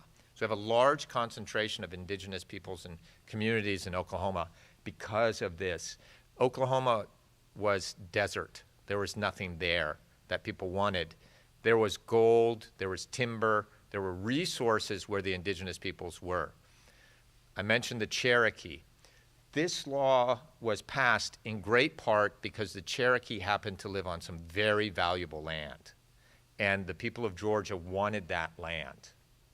And so they forcibly moved the indigenous peoples off their homelands all the way into Michigan, Indiana. Tribal members were forcibly moved. Where I live in Fort Wayne is traditionally Miamia land. The Miamia tribe is actually in Oklahoma because they were forcibly moved. And they're actually moving back to Fort Wayne and starting some activities there. The next policy that was really problematic and we don't think about is the so-called Morrill Act. This is the act that created public universities. How did public universities displace indigenous peoples? It turns out that if you want to build public universities, you need two things, land and money. And so as a consequence of the Morrill Act, what the federal government did is it seized indigenous lands. And then it sold those indigenous lands and used the money to build universities, like the one I work for, Purdue University. In addition, because the federal government was a role model for the states, many of the states also seized indigenous lands illegally and put universities on them. And so an unintentional, we might say today, but probably quite intentional, consequence of the Morrill Act was that many indigenous peoples were displaced, which is another great strategy if you want to eradicate a culture. Disrupt the people, spread them out and disperse them, and take their historic homelands where they live and articulate their cultural through their daily lives. This was detrimental to the societies. Purdue University, where I work, was on the verge of bankruptcy in, I believe it was around 1868. And so we were able to avoid shutting down thanks to the Dakota people. Their land was taken from them and sold, and we were given the profits, percentage of the profits, so that we could survive. And so again, why am I here? I wouldn't have a job if it weren't for indigenous peoples, right? I have a debt to pay. And then 1868, one of our most proud amendments to the Constitution, the 14th Amendment. This is after the Civil War, and this is citizenship and equal protection under the law. When this law was written, it was inspired by a desire to deal with African Americans who had been released from slavery. When this amendment was drafted, everybody was sure of one thing: Native Americans would be excluded. There was no way the federal government would extend equal protection under the law and citizenship to Native Americans, to indigenous peoples here. That was the one thing everybody agreed on. Because if you extend citizenship and protection under the law, you can no longer take their land, you can no longer steal their children from their homes and send them to schools, right? You can no longer violently oppress them. It was intentional, right? And so that had a very powerful impact on the rights of indigenous peoples. And then in 1887, we have the Dawes Act. And this was, along with the boarding school policies, one of the most damaging of the federal acts for indigenous peoples. Prior to 1887, tribal communities lived with shared ownership of the land. Individuals did not own the land. And that actually allowed for the communities to preserve the land. It forced the community members to work together and help each other solve problems that were related to all kinds of social and economic issues. What the Dawes Act did is it said, we're breaking up all of this indigenous land and we're going to give it to individuals. So now individual tribal members will get land. And we're going to use a formula. And curiously, our formula doesn't quite work out. So we're going to have some extra land. But because everybody's going to have some, you guys don't need it. We're going to sell it off to other folks outside of your communities. So that did two things. It brought outsiders into their community, which leads to change, colonizers, if you will. But also, it now puts allotments of land in individuals who are desperate, who are very poor, who do not have access to food, shelter, and clothing on a regular basis, who are incredibly vulnerable, and will sell whatever they have to survive. And so a lot of these individuals got pressured into selling their tribal lands, which brought in more settlers. So this had a powerful impact on disrupting these indigenous communities as well. Okay, is everybody depressed? Right? This is really dark stuff, but it's a part of our history, right? And every nation has a history like this. Don't take this personal, right? We benefit from these things, but we can all do some good to repay the benefits we've learned. Then we move to the 20th century, and it looks like things are going to go well. Actually looks like things are going to kind of change in terms of our policies and the legislation that is happening. So we start off with the Indian Citizenship Act in 1924, right? Some of you may have a grandparent that was alive or born around this time. This is really important because now indigenous peoples have equal protection under the law. We know how that works out in the United States with minority groups. It doesn't always work out well. It takes time, right? But that is going to be huge for indigenous peoples and for all of us. And then in 1926, in one of our colonies, everybody knows we have colonies, right? The United States has colonies. We still have one today. It's called Puerto Rico. In the Spanish-American War of 1898, we took some Spanish colonies, Guam, the Philippines, and Puerto Rico. Today, Puerto Rico is still a colony. They have U.S. citizenship, but they don't have representation in Congress, and they do not get to vote for president. But they can be drafted into the military. And by the way, Native Americans are the largest, as a percentage of their population, they serve more than any in the U.S. military than any other group in the United States. Another reason we owe them a thanks. So in 1926, in our colony in the Philippines, there was a crime, supposed crime, and there was a business that was run by Chinese Filipinos that kept all of the records in Mandarin. And so the governor, the military governor of the island said, you have to provide us with all of your records in English, and everybody on the island has to start recording everything in English so that we can have access to it. Well, this company sued, and it went to the Supreme Court, and the Supreme Court said no. The federal government cannot demand that this company record everything in English, right? The federal government cannot restrict language use. This is super important for things that are going to come later, notably in the civil rights period. So the federal government officially, through the third branch, the courts, decides that the federal government cannot regulate language use. But then we take a few steps back. In 1940 to 1960, the federal government's trying to distance itself from the 19th century and the agreements that were made with indigenous peoples. They're also trying to do a last-ditch effort for land grab.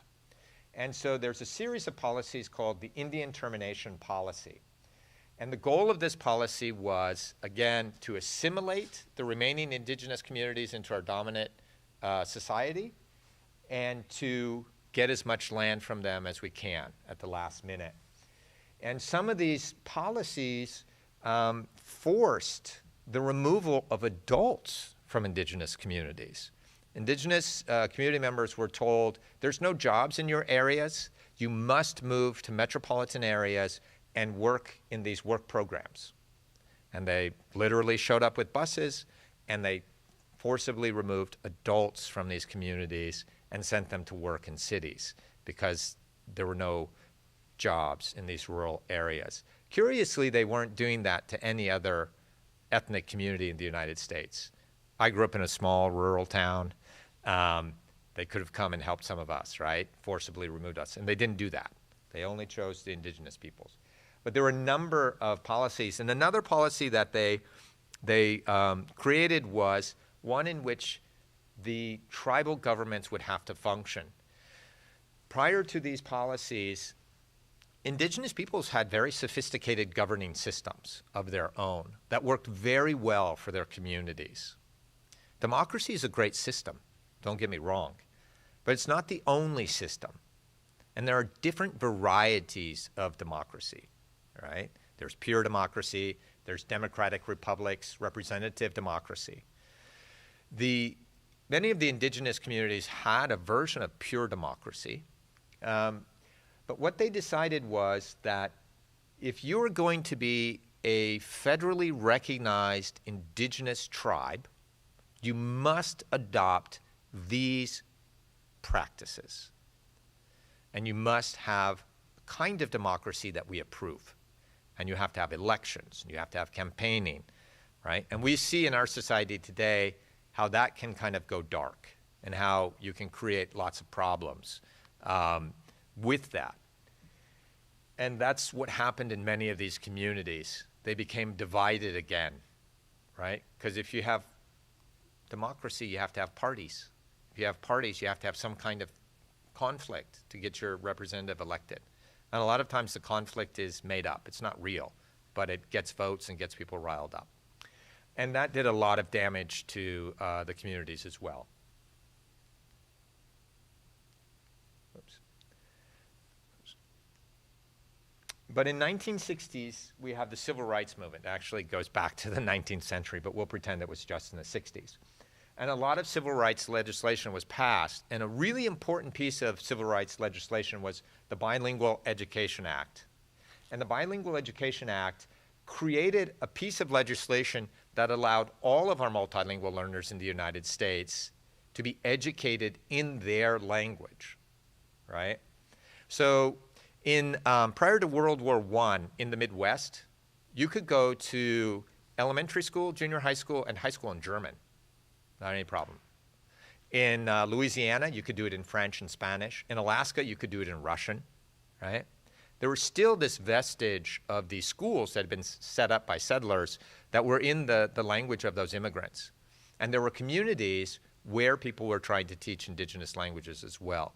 So this allowed for those to be a resurgence in those. Those Russian schools, French schools, and Spanish schools were all shut down after World War I because people were afraid of the Germans. And they wanted to make sure everybody spoke English. Remember, Americanization through English. Yeah, these Germans think that they're Americans, but you know what? They're probably not. Can't let them study in German anymore. It's got to be English. But this changes all of that.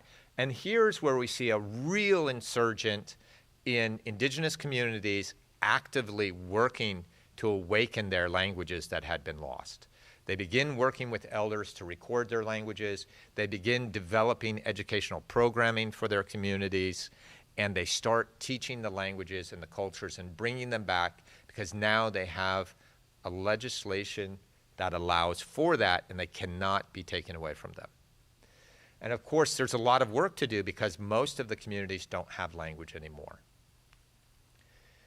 And then in 1990, we get the Native American Languages Act. This is a piece of federal legislation that makes it very clear indigenous communities can use their language in all avenues of their life. And what this meant was the Navajo Nation, of about 250,000 people in the deserts of the Southwest, their police have to speak Navajo now. They can make a rule. Our hiring practices, if you're going to be a police officer on our reservation, you better speak Navajo. If you're going to be the mayor of one of our cities, you better speak Navajo. Right? This legislation gave them the right to make those requirements.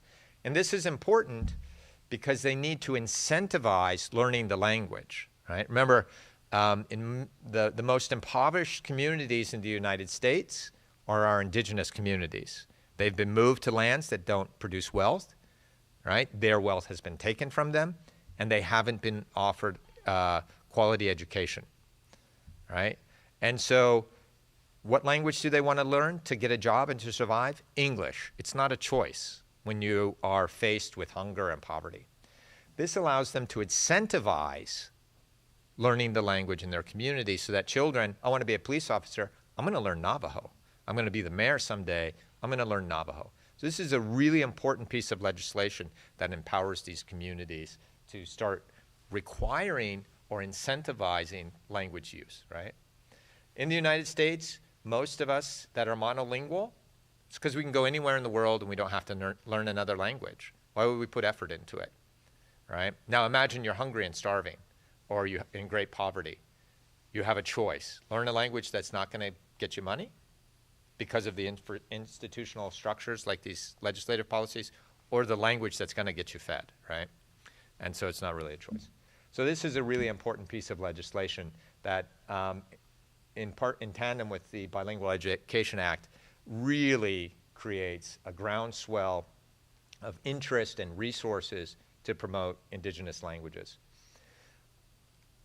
In the 21st century, there's a really powerful piece of legislation that pretty much ruins all of the progress we made in the 20th century. And I don't think this was intentional. I think it was ignorance. We're all ignorant. I don't mean that in a bad way. It's just people didn't think it through and they didn't realize and they didn't know what would happen. And this is the No Child Left Behind Act. This is a very controversial piece of legislation, but I like to believe that this was created by well-intentioned elites who were trained to believe they have a unique ability to see the problems of the world and are uniquely trained to solve them. Unfortunately, there are people living on the ground, lives, that are very different than these well-trained elites realize. And so there was a lot of negative consequences when this well-intentioned piece of legislation was passed. One of the consequences was that this legislation required every state to assess learning. And they left it up to the individual states to determine what language that assessment would take place in. And so most of the states, in fact, I believe all of the states said it will be assessed in English. So now we have a very robust mother tongue-based education system on the Navajo reservation, where children are showing up speaking Navajo and being taught in Navajo. And then when they're in 6th grade, 7th grade, English is being introduced, and they're learning English as a second language. By the time they're in high school, they are outperforming their monolingual English peers nationally in science, in math, in English, right? And why is that? Well, research shows that if you teach a child to read in their native language, they're going to learn how to read. If you tried to teach them reading in a foreign language they don't speak, right? Even if you try to teach them reading in a variety of English they don't speak, they are going to struggle immensely. So communities like the Navajo, who were really providing incredible education opportunities for their children, who were growing speakers, were suddenly now faced with this. Kids are assessed in the 1st grade in English. Remember I said the 1990 Native Americans Language Act says you can use English, right? Or your indigenous language for your daily lives. This suddenly makes that null and void, because this legislation is attached to money. And if you're not meeting your assessments, you don't get your money, and your school's shut down. So now these communities are forced to stop teaching in the indigenous languages and start teaching in in English, and it really sets them back. This is also true for Spanish speakers. We are the world's 2nd largest Spanish-speaking country. We have more people are born in this country and learn Spanish, U.S. citizens, it's not immigrants, it's U.S. citizens, than in Spain, right? Than any country in South America. There's only one country in the world that has more Spanish speakers, Mexico. Every other country in the world that has a population like that has bilingual education, right? Again, Americanization through English. It's a very powerful ideology. It's still with us today. And so this had a really profound impact on all the progress that had been made since the civil rights education. And we really fell back as a result of this. And in fact, a lot of children were left behind. Oops. Now I'm going to switch gears. Now it's where we get bright and sunny and happy because we got 20 minutes left. So we're going to leave all this darkness behind us.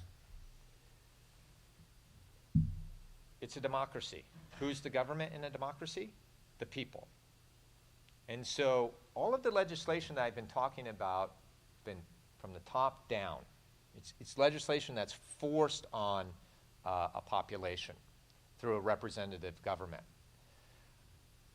Because we're a democracy, we can also have grassroots legislation. And one of the most powerful grassroots movements in the United States recently that doesn't get any press is the Seal of Biliteracy. A group of citizens in 2011 in California put on the ballot the Seal of Biliteracy. And what the Seal of Biliteracy does is it acknowledges the multilingualism of California. And it says that, hey, kids are going to our schools, these are US citizens, multilingual. Let's celebrate that, because we live in a global world, and we need these kids for our industry, right?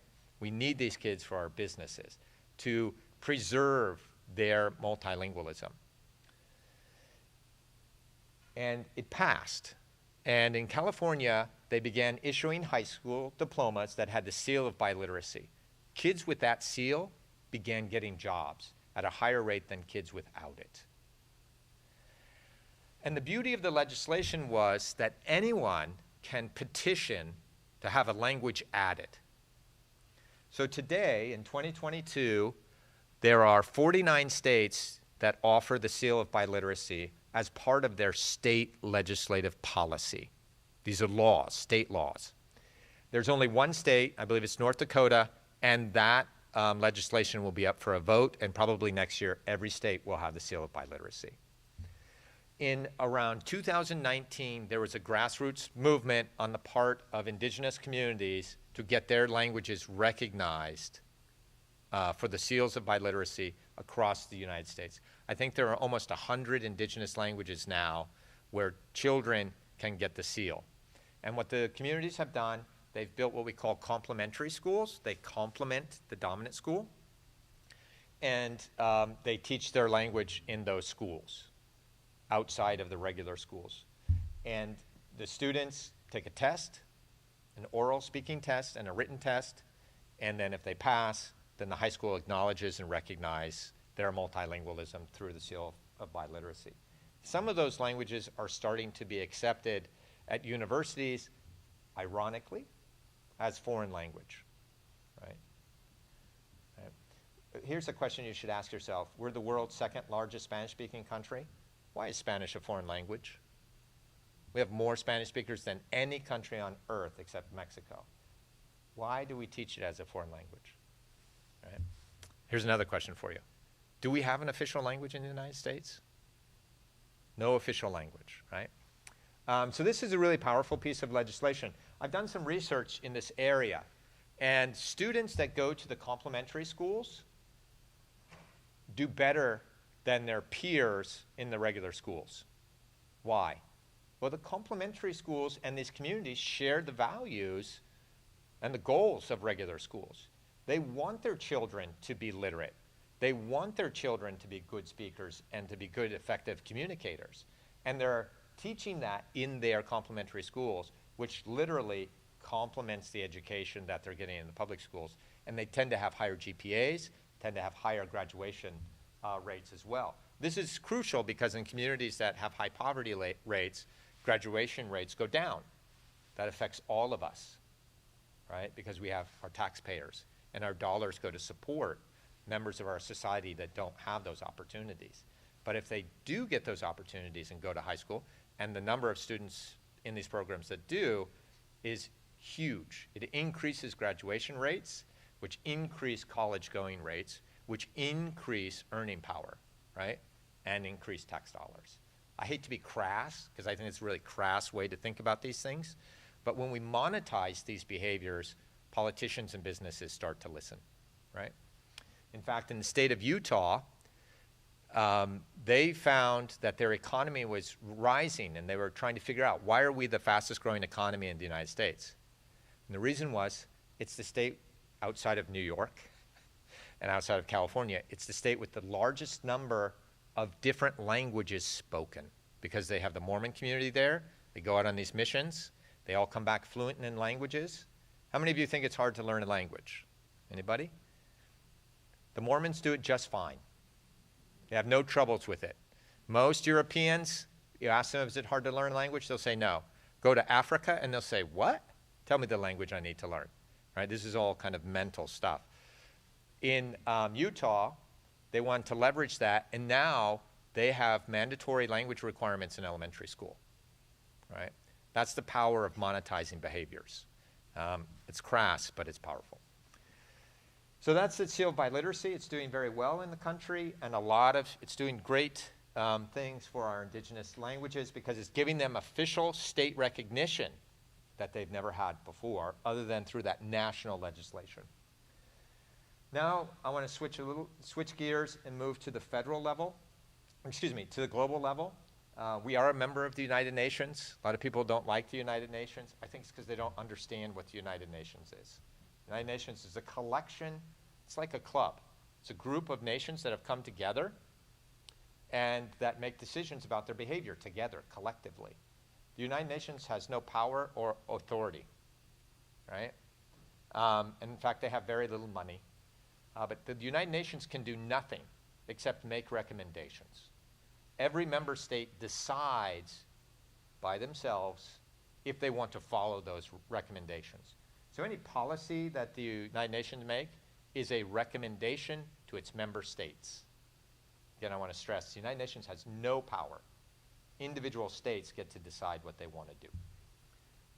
And so in 2019, the United Nations passed a resolution called the International Year of Indigenous Languages. And they wanted to draw attention to indigenous languages and the plight of indigenous peoples around the globe. It's a human rights issue, right? Because when people are denied access to material resources based on their identity, that's a technical definition of racism.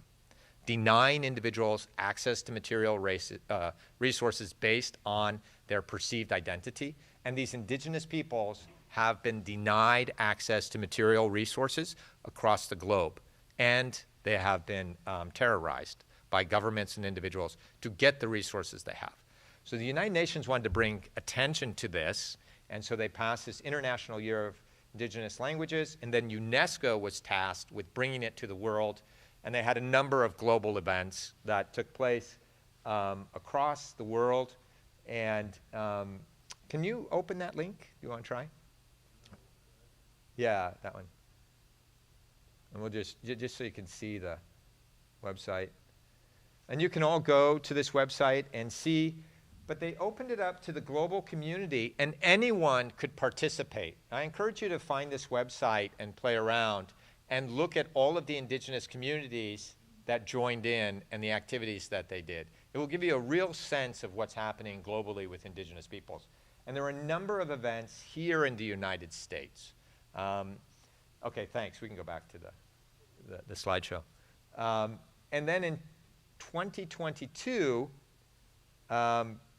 because of the success of the International Year, the United Nations declared the International Decade of Indigenous Languages. And the idea is that the UN will provide resources, UNESCO will provide resources. What does that mean? Access to governments and access to a website. They're not giving anybody any money, they're not, right? The resources they give is access to government leaders. And so right now the United Nations has 3 decades. One is for indigenous peoples, one is for the water systems, and I am in trouble because I don't remember the third. And I work with both groups managing these projects, and I want to switch gears and talk about these 2 policies at the global level and how the grassroots is taking advantage of these to make positive change. So if we can go to the next slide. Oh, I guess I do that, don't I? Sorry. Oh, no, it's okay. Go back to the PowerPoint. There we go. Okay. So I run a couple of different teams of community groups around the globe. And the teams are generally 1 or 2 academic scholars and maybe policymakers from various levels, whether it's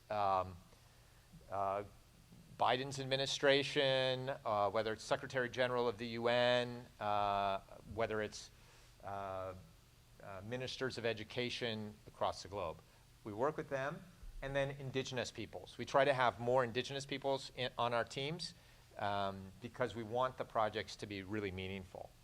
And so we hosted, for the Indigenous Languages Year, we hosted the very first event on January 2nd in New York City. My university, Purdue University, Fort Wayne, and Google, I love saying that, you know, me and Google. We sponsored the very first event in New York City and partnered with the United Nations, and that's where I met my new best friend, well, we've known each other for quite a while now, Diego Tijuana, who is an indigenous person from Ecuador, but was the 2nd highest ranking UN diplomat from Ecuador. The only representative above him was the ambassador from Ecuador.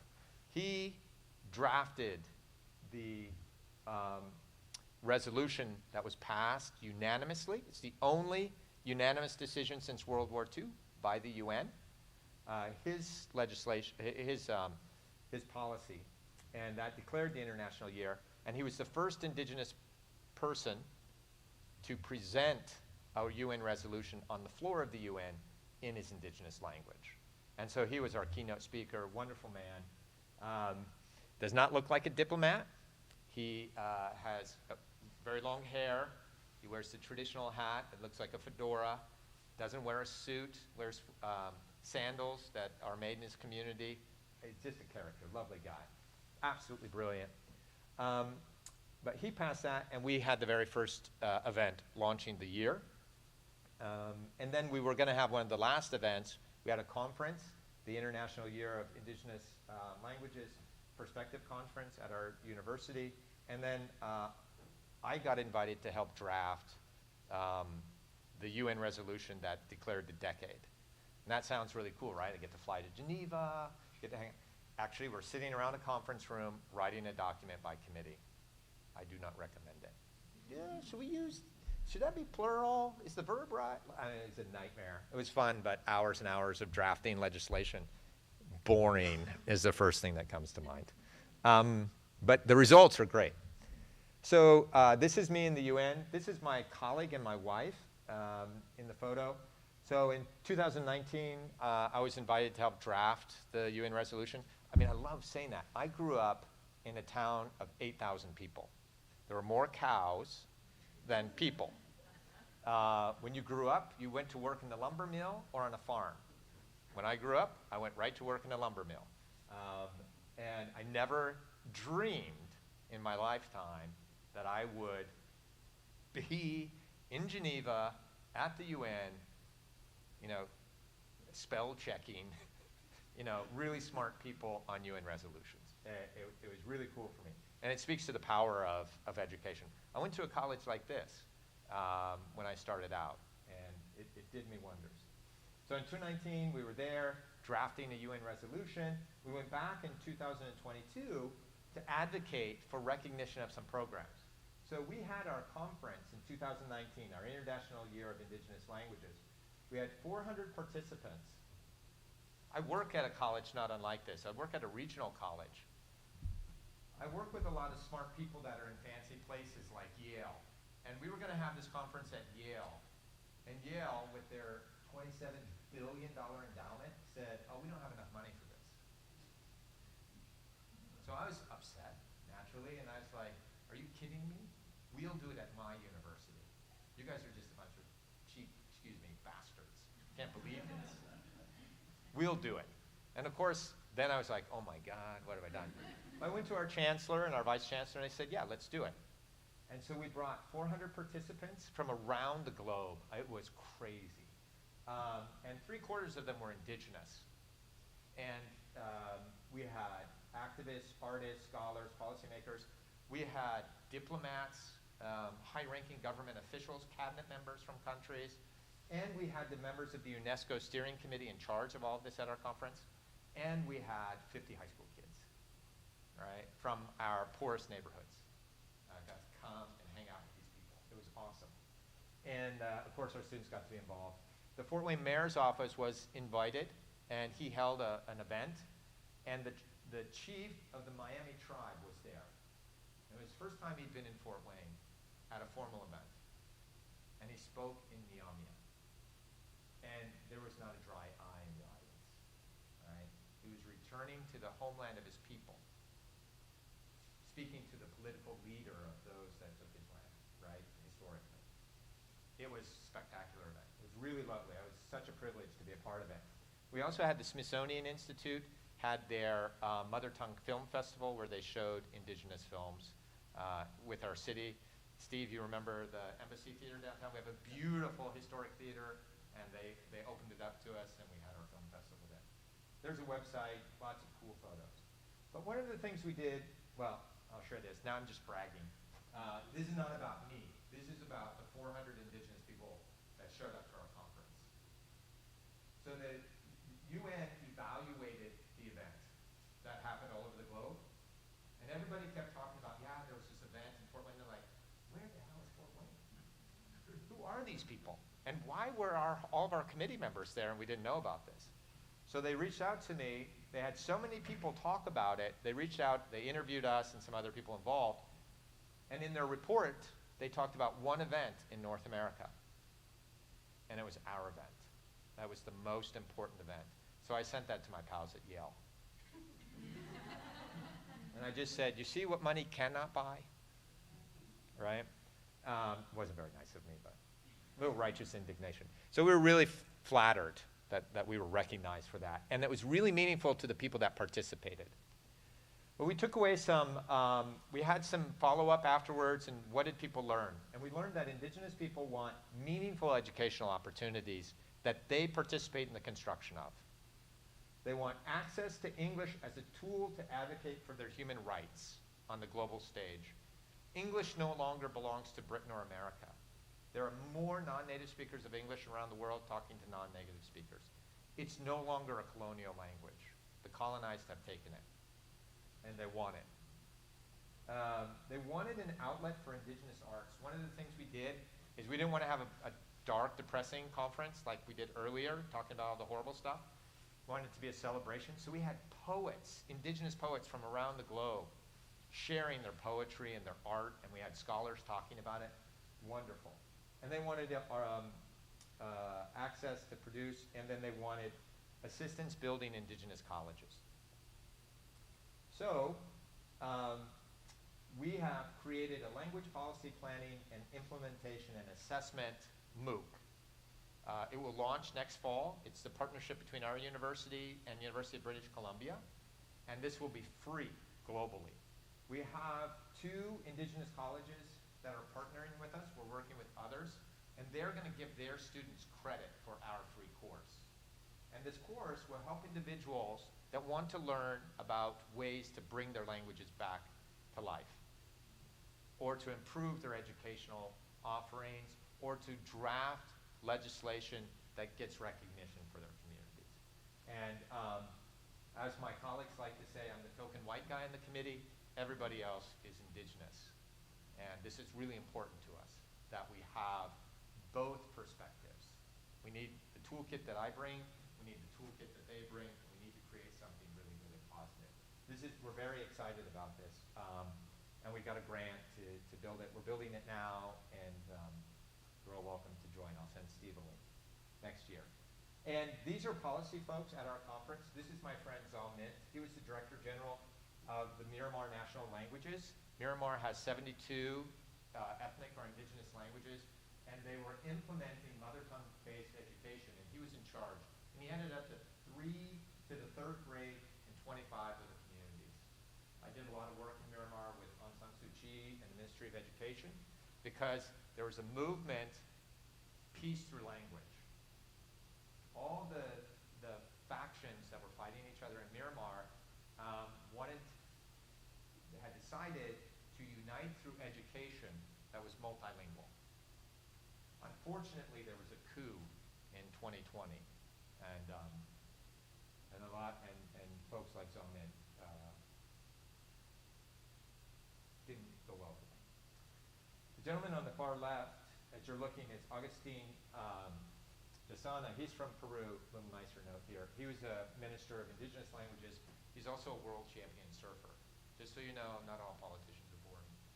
He was there, and then that's my friend Alexei. He's an indigenous man from northern Russia, and he's a human rights attorney. And so they had a policy panel at our conference, and they helped us with some of this work. They wanted access to English. So we have, as a result of our partnership with Miramar, we have an English language program on our campus to teach English to non-native speakers. We created free weekly English language lessons virtually. We've served over 600 students globally. We've worked with indigenous activists in Russia, Nepal, Bangladesh, Ecuador, and Mexico, but we also work with refugees, where we are working with refugees from Kyiv and Ukraine who are in Poland right now. We're working with refugees from Miramar that are displaced and have to go to English-speaking countries. And so not only did the indigenous activists help us create this program, they're also helping those other people. And we're working with groups that are going to go to the UN to advocate for their human rights, but we're also working with a group of indigenous media people. They own radio stations, satellite TVs, and they want to begin broadcasting in English so they can reach a wider audience. So that's very exciting for us. And then these are some of the students that are in the online courses.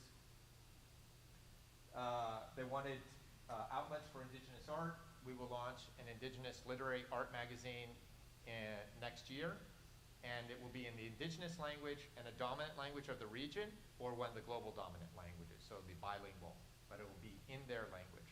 And this is really exciting for us. This is my friend.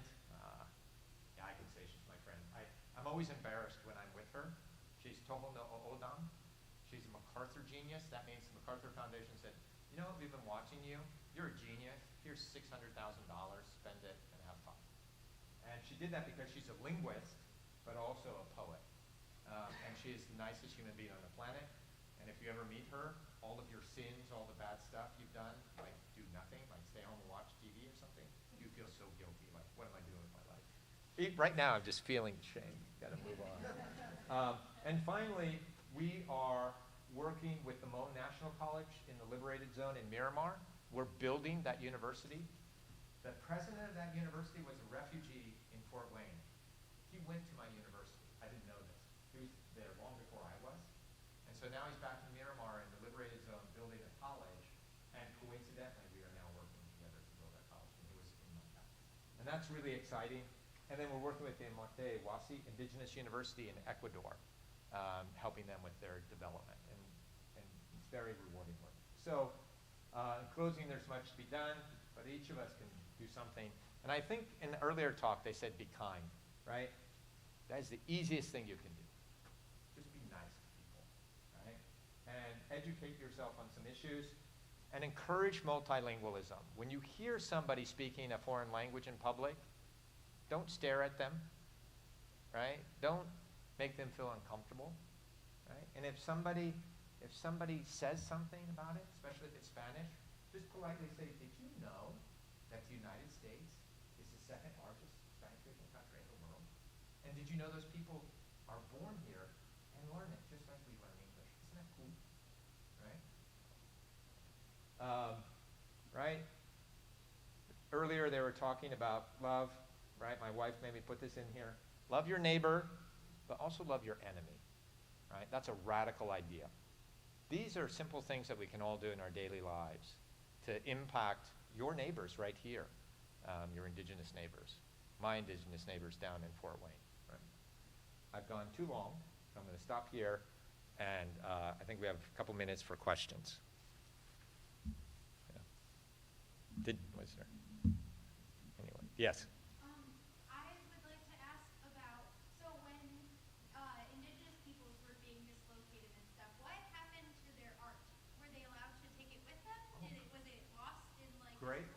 Great question. So what happened to their art? It was stolen from them and sent to New York City, and it filled museums. That's what happened to it. And in fact, there's a movement right now for those artifacts to be returned to their indigenous communities. And I will say that the Peabody Museum, I think it's called, in Philadelphia is one of the museums leading the way and repatriating these materials. It's a great question. Yeah. Yeah. It has more to do with the line of work that you do with UNESCO. And I thought of this question with the thought of what is happening in Ukraine right now. Yeah. I've lived in my lifetime to see something comparable to what we just described, which was the Sovietization Yeah. of the region of former Eastern Europe and the Balkans, when Russian forced so many people to work against their will. I grew up where East Friday, the Bulgarian national TV show, nothing but Soviet movies, Soviet movies. And so my question for you is, can the lack of policies or unclear policies preserving the indigenous language be a bridge there when disasters are going to strike next, like what's happening in Ukraine right now? Everyone in the region is feeling who's going to be next. We are in the worst case scenario. Could the areas where the influence of Russian is most upon, we fear that something is going to happen? It's a great question, and it's, we don't think about language very much, right? I don't think most of us think about it and realize how powerful it is. Nation-state, modern nation-state building is intimately linked with language ideologies. What makes us German? Oh, we all speak German. Let's make a nation around that. In the case of the Soviet Union, very similar to the United States, Americanization through English, Soviet Union was Sovietization through Russian. And Putin's argument for invading Ukraine, one of them, is to protect ethnic Russians. What makes someone an ethnic Russian? They speak Russian. Well, if you forced all these people to learn Russian, as we just heard, right? Now, and then you're saying, well, those are ethnic Russians that we have to protect, right? You're using that as an excuse to invade countries. And so any country that has Russian speakers that are in the sphere of Russia, former Soviet republics, I would argue are indeed in danger because Putin is using his rationale as speakers of Russian are ethnic Russians, they need our protection. You guys see the logic there? You start with the language, then you go to the people, and then you need the skilled land around them.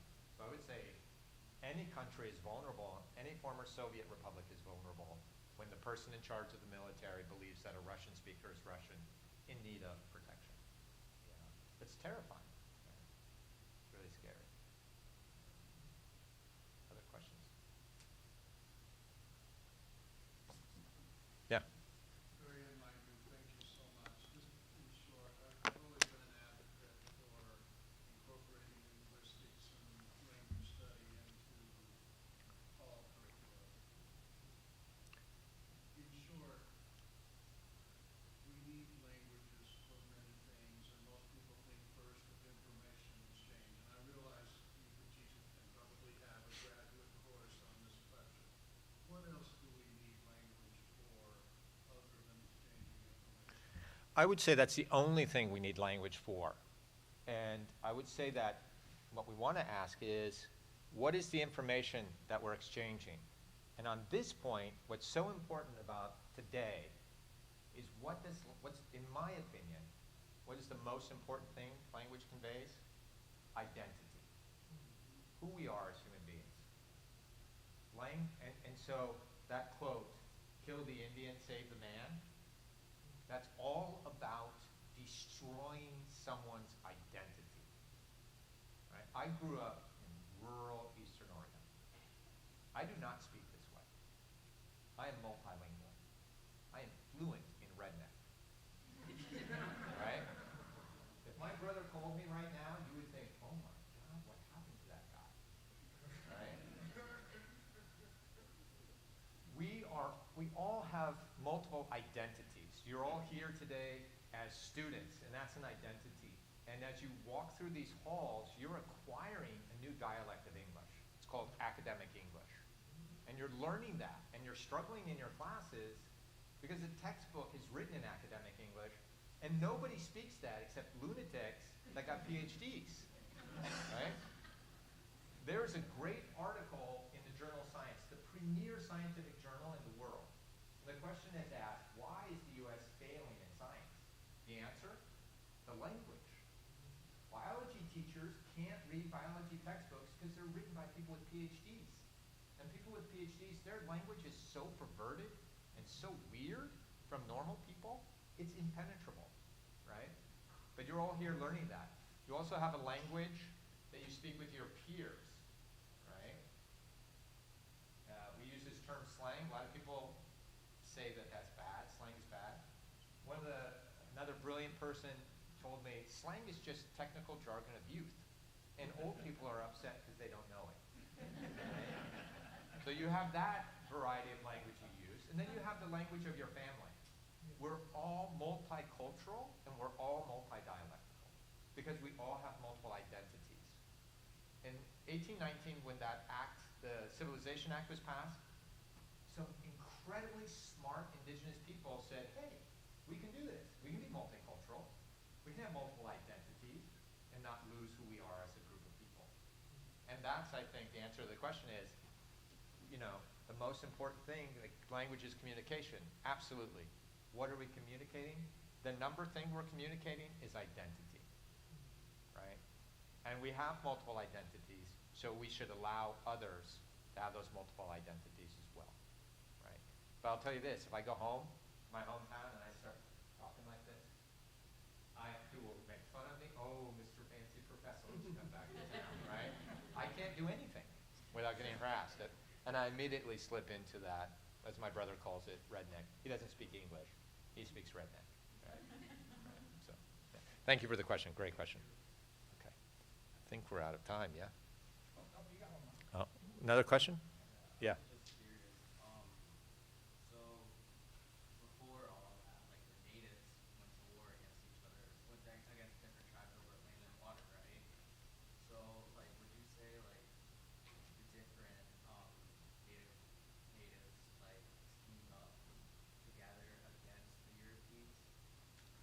Great question.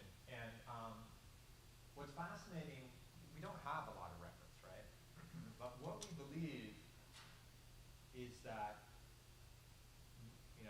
most of the world's multilingual. Indigenous peoples were multilingual. They spoke tribal languages. They intermarried tribally. Yes, there were wars between the communities in certain regions over resources, like other cultures. When the Europeans arrived, they used the indigenous peoples to fight their proxy wars. And so indigenous peoples were tricked into and manipulated into aligning with European powers and fighting against each other. That created all kinds of problems, historic problems. But by the 1890s, when the United States had taken half of Mexico and dominated the political sphere of the U.S., when many of these tribal peoples had been displaced and had lost their connections to their communities, they began to be drawn together. And we do have some recognized tribal communities today that the peoples of those groups were probably from different historic tribal communities. So yes, they were pulled together, and yes, they did try collectively to protect themselves. And especially in the West and Southwest, where it was difficult to get settlers in, and there were larger populations, but also in Indian country, in Oklahoma, those communities banded together.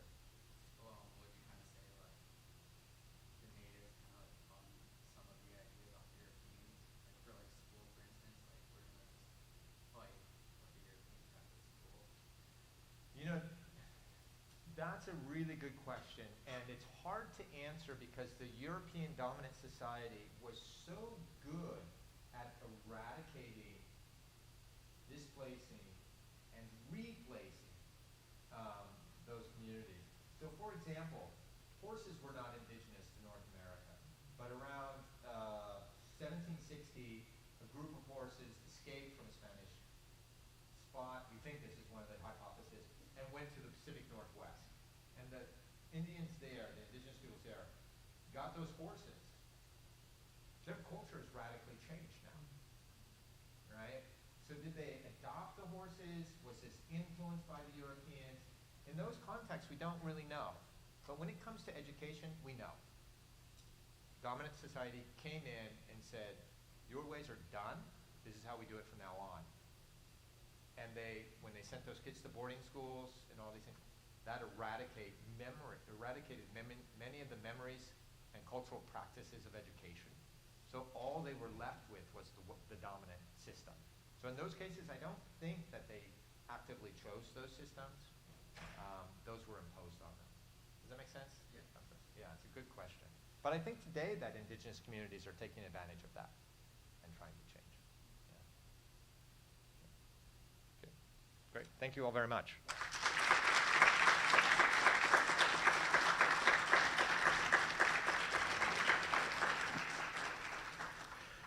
So we have another short break until 1 o'clock, and then we'll be back with our final speaker of the afternoon. So see you back in 10 minutes.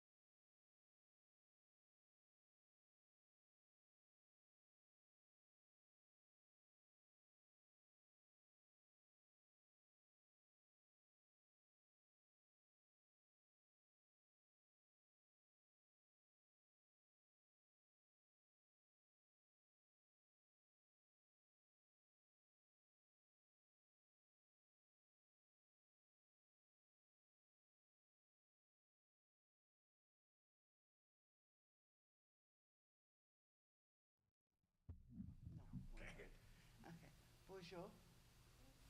Nini Isbel Zalmek. Hi, my name is Isbel Iswamik.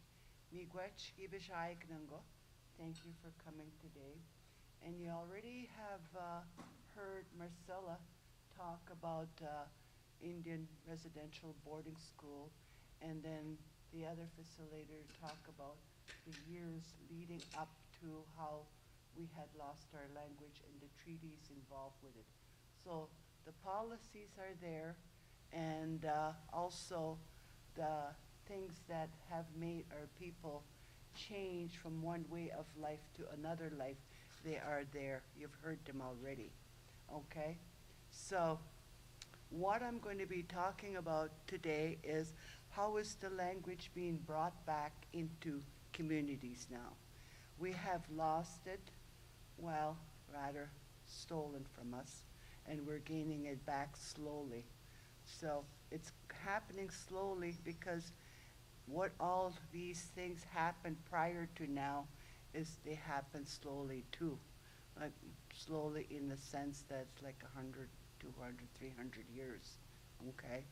So there are different ways that our people have, tried to, go in different ways to get it back. And different tribes do different things. Different nations do different things, okay?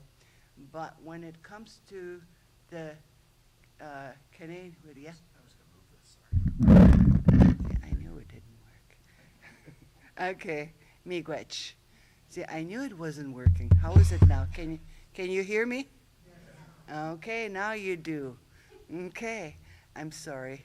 Okay, so what I'm here to talk about is how is the language being brought back into communities, okay? So there is no division in how the language is brought back. And it's brought back the same way it is in Canada and also in the United States, okay? There's no border there when it comes to the language, all right? We lost it the same way through boarding schools. There were quite a few residential schools in Canada, just like there were quite a few residential schools here in the United States.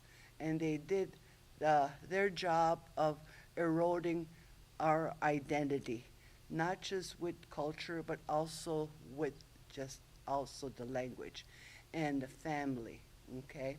So everything that our people are suffering now is because of what the assimilation process has done, okay? So grammar is important in our language, and it's important in our identity, okay? There's the alphabet, which is from A to Z in the writing method of the English language, and also maybe for other languages of the world. In our indigenous languages, we do not have the alphabet, the A to Z. The way we write today is because we borrowed from the dominant culture the alphabet so that way we could write. And the way that we had written 70 years ago or 100 years ago in writing these native words is how we did it phonetically. So my phonetic and your phonetic are like two different things. So I heard it this way. I could write one E and maybe two E's for you, something like that. So there was this missionary linguist that had lived amongst our people, like in the 50s, many years ago. And he thought, well, maybe I should make something, a writing method. So this Charles Fierro said, okay, I'll do this. So he got the double vowel system to have a way for our language, Anishinaabemowin, to be written. And this is what we follow now. And I'm a fluent speaker. I had to go to 4 summers of university to learn how to write this way. I really haven't mastered it, but we're all trying. And they are different instructors out there that also write this way, but because, I'll give you one example, the G and K are interchangeable in the language. So sometimes a word is written with a G, sometimes it's written with a K, but in the English language, there's a soft G and a hard G sound. So, but in an Anishinaabemowin language, there's only the hard G sound. But when you're speaking English all these years and you come to write something from an English language point of view, then that way of reading it and writing comes into play sometimes, okay? But it's a hard G sound. So that's just an example of how his way of writing and teaching the way we write now is important. Okay, so grammar is there, and it's in the vocabulary, but also it's a different mindset. A different mindset is, we put the words in a different order in our language, different order in English, okay? So these have to be reversed. So what I tell my students when they first come in is, well, you have to take your English hat off and put your Anishinaabemowin hat on. It's because it's a different mindset of speaking and thinking, okay? And also, our language is more descriptive. One word could have more meaning in our language than in the English language, okay? So how you bring the language back to our people is through the way of writing that I have just mentioned to you. And this is done through books. There's lots of books out there, books on a pre-K level, books in an adult level, and maybe it's not all Anishinaabemowin. There could be just the odd word here and there, like in the book by Angeline Boulay, Firekeeper's Daughter. They have some words there which are of our dialect, and she puts them there periodically through her whole book, and that's another way for people to gain the meaning of the language and to be able to use these words or phrases, okay? So books, and for little ones, the little munchkins that we have these picture books with 1 or 2 words, and again, the English alphabet, okay? Because our language is not meant to be written, it's meant to be spoken, okay? The spirit of the language is there through the feeling and whatever. And another way that it's taught is through the school curriculum. School curriculum offers anywhere 20 minutes, sometimes 30 minutes per day, and students learn the language from an instructor. And they learn first through objects sometimes, or through action verbs, or through what they call action words, and the position and how to conjugate them, okay? And then they learn that according to the level that they are in the education system. We have a school here in Saginaw Chippewa Tribe called Saginaw Chippewa Academy, and that's with AB team, Anishinaabe-Bemowin team, who share the culture and the language to these students. And they are very good at it. They not only share the language through their hearts, but they also use the culture to share the language to the students. Okay, so that's another way that it's done on Third Island. Not just here in the U.S., but they do that also in Canada. Okay, sometimes it's done seasonally, and sometimes it's done a different way. You know, they follow a certain curriculum. and it depends on the school that they have, okay? Also, another way that's done is through language camps. Language camps are situated here in Michigan in different places. There's one over in Peshabi Town, which is, very good. Sometimes I go there and help them. And us language instructors that are fluent, we are kind of like a team. We help each other. I do have a work from Monday to Friday, so that's usually on the weekend. Or you could take your holidays and go help out wherever you happen to be. And there are other language camps outside of there. And in these language camps, they learned through cooking. They could learn the language through games. They could learn the language through ceremonies there. Or if you want to, you could go to a specific grammatical area. So they have different parts of the language camp, and each person facilitates differently. And it depends what you want. You have a list. So that's a different way for people that they could learn, Excuse me.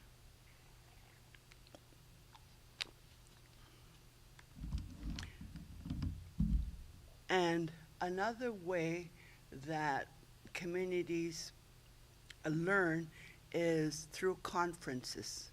Through conferences. There's one here in Upper Michigan that's called Anishinaabe Conference. And there are various fluent speakers that come there from different areas, from Minnesota, Wisconsin, and Ontario, and Quebec, and Manitoba, that share the language through teachings, or they could probably do it through games or storytelling, okay? And that's what that whole conference is. It gives people an opportunity to learn through maybe from writing, just handbooks, or maybe they learn better by seeing, or maybe they learn better by having the odd word here and there. So we all have different ways of learning. So the onus is up to the individual to go to their specific area that they want to. And that happens anywhere from 4 to 5 days, just like the language camp happens 4 to 5 days or sometimes a week. Okay, so that's the Anishinaabe Conference. We go there to learn what is available for us. Okay, if you're interested in the teachings, go and listen to the teachings in the language. Okay, there's also the another way of learning, and that's immersing the second language learner. By immersing, I mean you immerse them with just the language through the actions that you have available at the time, or you want to do with them at the time. Okay, that's what you call immersion. There are preschool immersion sites available in both Canada and the United States. Here in Mount Pleasant, we have a school called Suswans Immersion School. Suswans is a nest. That's what you say, how nest. Suswans. And there are little munchkins there that they eat, all the primary instructor is there. There's a secondary instructor there and an apprentice who's a second language learner, and they learn and the language through the actions. There's no writing. You just talk to these little ones, these little munchkins, in the formative years of their lives. And they're being immersed in the language at that time is what makes them comprehend and they learn. So the primary instructor gives direction by using comprehensive input, which is with the hands or with the actions and with just everything, like the daily use of the language in there. Is the primary language is Anishinaabemowin. And from when they come there, they eat there like that, and they set the table like that, they play in that language, and they sleep in that language, and they go to the bathroom using that language. So after a while, that's all they hear. And that's another way. Or there's an immersion house for adults, and that's where you go, and there's only language in there. And that language you learn, you take it in, just like I learned English. I did not have writing instruction because I did not know how to write. I never heard yes or no until I went to school when I was 6 years old. So by observing and being immersed in the language, that's how I was able to learn the language that I am using right now. It's not my first language. Anishinaabemowin is my first language. English is my second language. So yes, it does take time to learn, and it is possible. So that's another way that language is being brought back into the communities, okay? So through immersion. And there are immersion houses also in Canada, where I'm from, in Ontario. Excuse me. And they have people there that come and they do storytelling, or they do cooking, or they play games with the children, and there's no writing required because these fluent speakers are not academic people. They didn't go there, before going there, they did not go to an education system to be told, well, this is how you write the language. They're just speakers, and they share their language with the people. And other places they do, but, it's different everywhere. So, and then back home in Wiki, they have that center called the Hub Center. And there's also another one that just started up recently. And over here, we have the immersion house where people book a time, and then they come in there and they learn. When they come for about 2 to 3 hours, I immerse them in the language, just like they do at the Sussex Immersion School, okay? And some people, like in areas of Petoskey, they have what you call an immersion weekend. And in there, we used to have like 5 instructors with a group like what we have now. And all they would do is they would be doing that immersion instruction in front or on the side, from 8 in the morning till probably 8 at night. And you as the audience would learn through the plays or through the activities that they do for you through the whole weekend. So that is their way of making the language come back in their community. But not everybody has that, okay? They have it that there. And also there are specific workshops out there. Like right now, there's racing. There's racing in different areas of the country where there's water. Rice comes and grows in water. So the instructors are there, and that could be in Minnesota and Wisconsin. And they do the instruction in the language. because that is what they want to do. Okay? So the passing of our ways, our ancestral ways of survival, and they do that with Anishinaabemowin here. Okay? And then there's also the other crafts that we have, like beading. There's beading classes and languages there.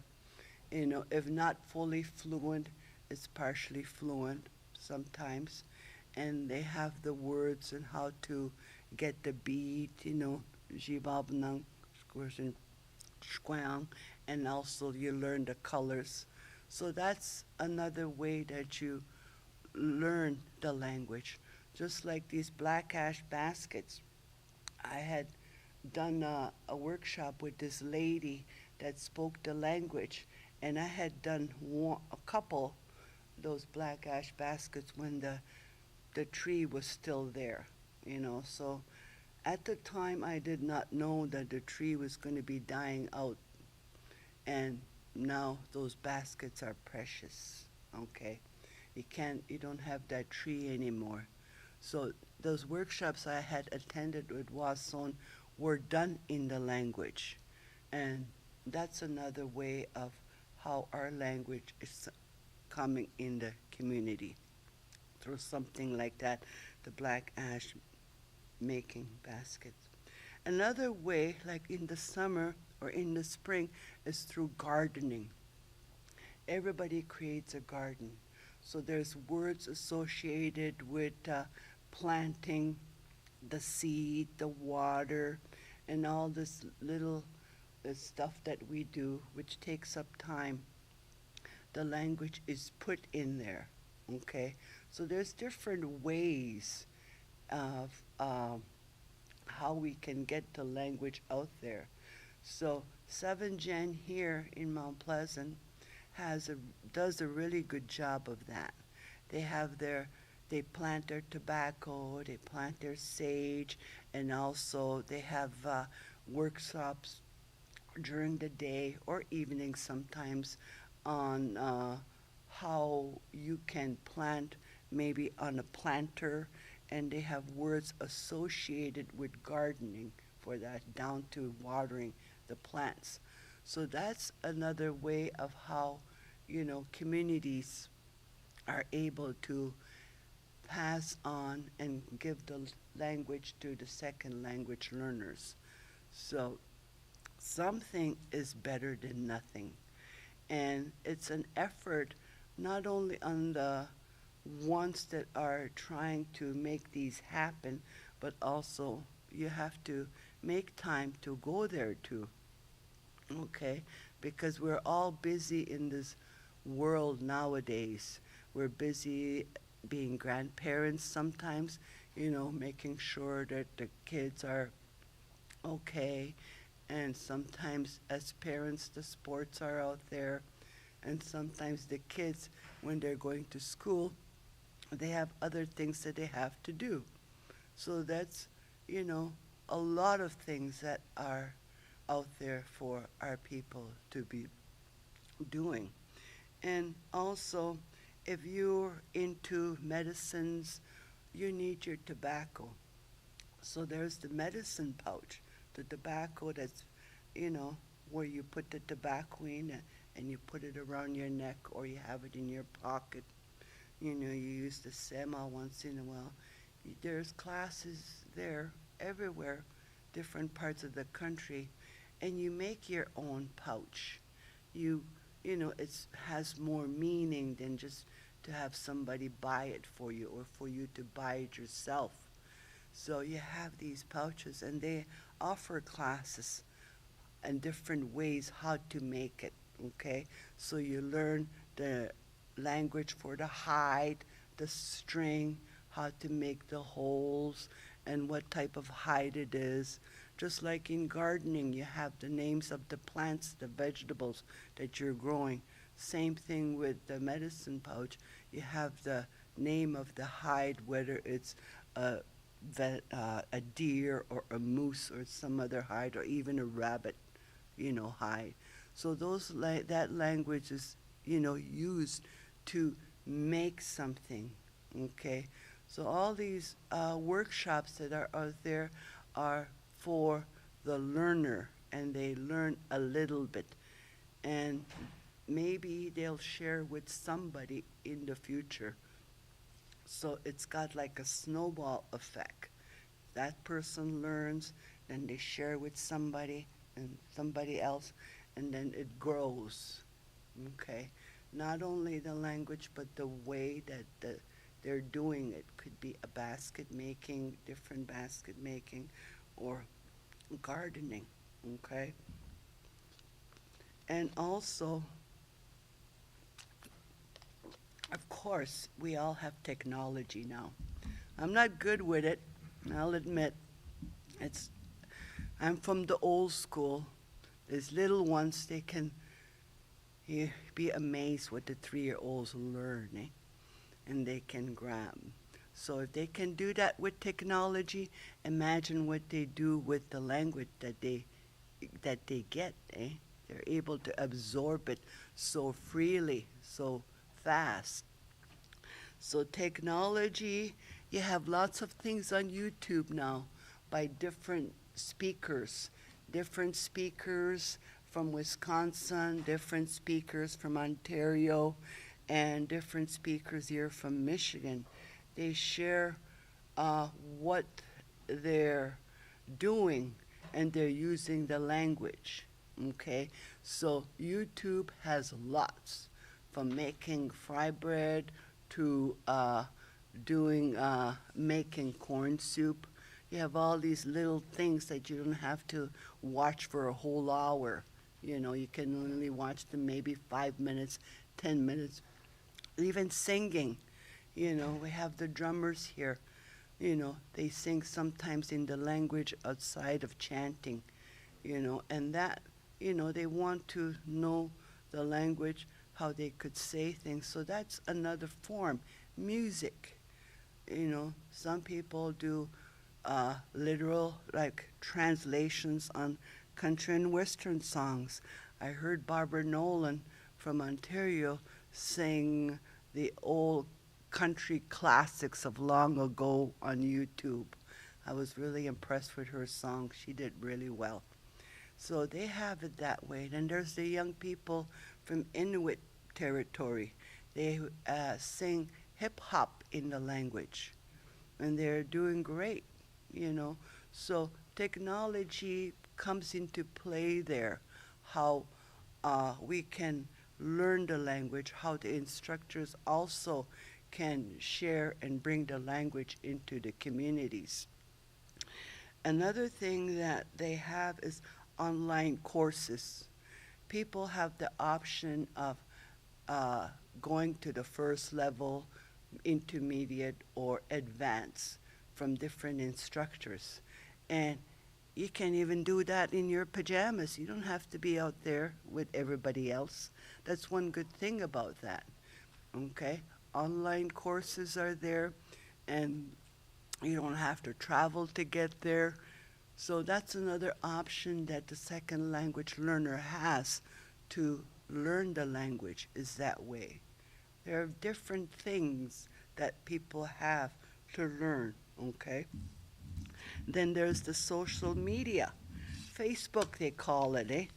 And people say, hey, how do we say this? How do we say I love you? So along comes the speaker, Xagin, or, I'm just giving an example there, There's also teachings from maybe a healer, a 3-minute segment. So you have the choice of to listen, or I don't have to listen to that one. I'm interested in that one. So you choose what you want to learn, what you're able to, grab, eh? Okay. Oh, the drummers are here. So anyway, there's very, very immense things that you could. And also, another one that I do myself for here is I have like I try to make them small 3 to 4 minute small YouTube sessions through Saginaw Chippewa Academy, and it's different areas. How do you say, could be Happy Thanksgiving? How do you say Merry Christmas to a specific family member? Or hand me the salt, or hand me the napkin, you know, and they're all like small, you know, little segments. That's one way that we could also learn the language. So different people, and depending on who you have, share the language. But it's really hard for us as a people to make time for all this. Everybody's just so wrapped up. There's conferences everywhere, there's workshops everywhere, and people have to go out there and do their share to learn. What is it that you want to learn? Do you want to learn about the environment, words, vocabulary with that? Or did you want to learn prayer or intimate language? We all have different needs of why we want to learn, how we can better learn the language, okay? And some of us are interested maybe in simple commands to our family, or maybe just about start off with the weather, and that's good. You find what you're interested in, what's good for you. Can you do it in writing? Some people are not interested in writing. They're better in listening. Some people are better at seeing things that they can see, like being immersed. So there are different avenues out there, you know, and technology has a role. Or maybe you're just interested in music, you know. Maybe you want to create a language of drums, you know, like that. Some people have their own little hobbies and they want to use the language. So it's all different for people, okay? But we cannot have it all. Some people that have, like what we have here, we have our Suswans Immersion School at Saginaw Chippewa Tribe. We have our Saginaw Chippewa Academy for the up to grade 5, and the instructors there are great. And then we have the Immersion House. We have the Saginaw Chippewa Tribal College for accredited courses. There's different ways, and here we have that. And then I'm the language person, outreach language specialist. I go in different areas, and there's also signage. Sometimes you come to a stop sign, and it's not the word stop, it's a different language. That's our language, so use that sometimes if you want to, okay? So everybody has different ways. There are different things, and it means people working together.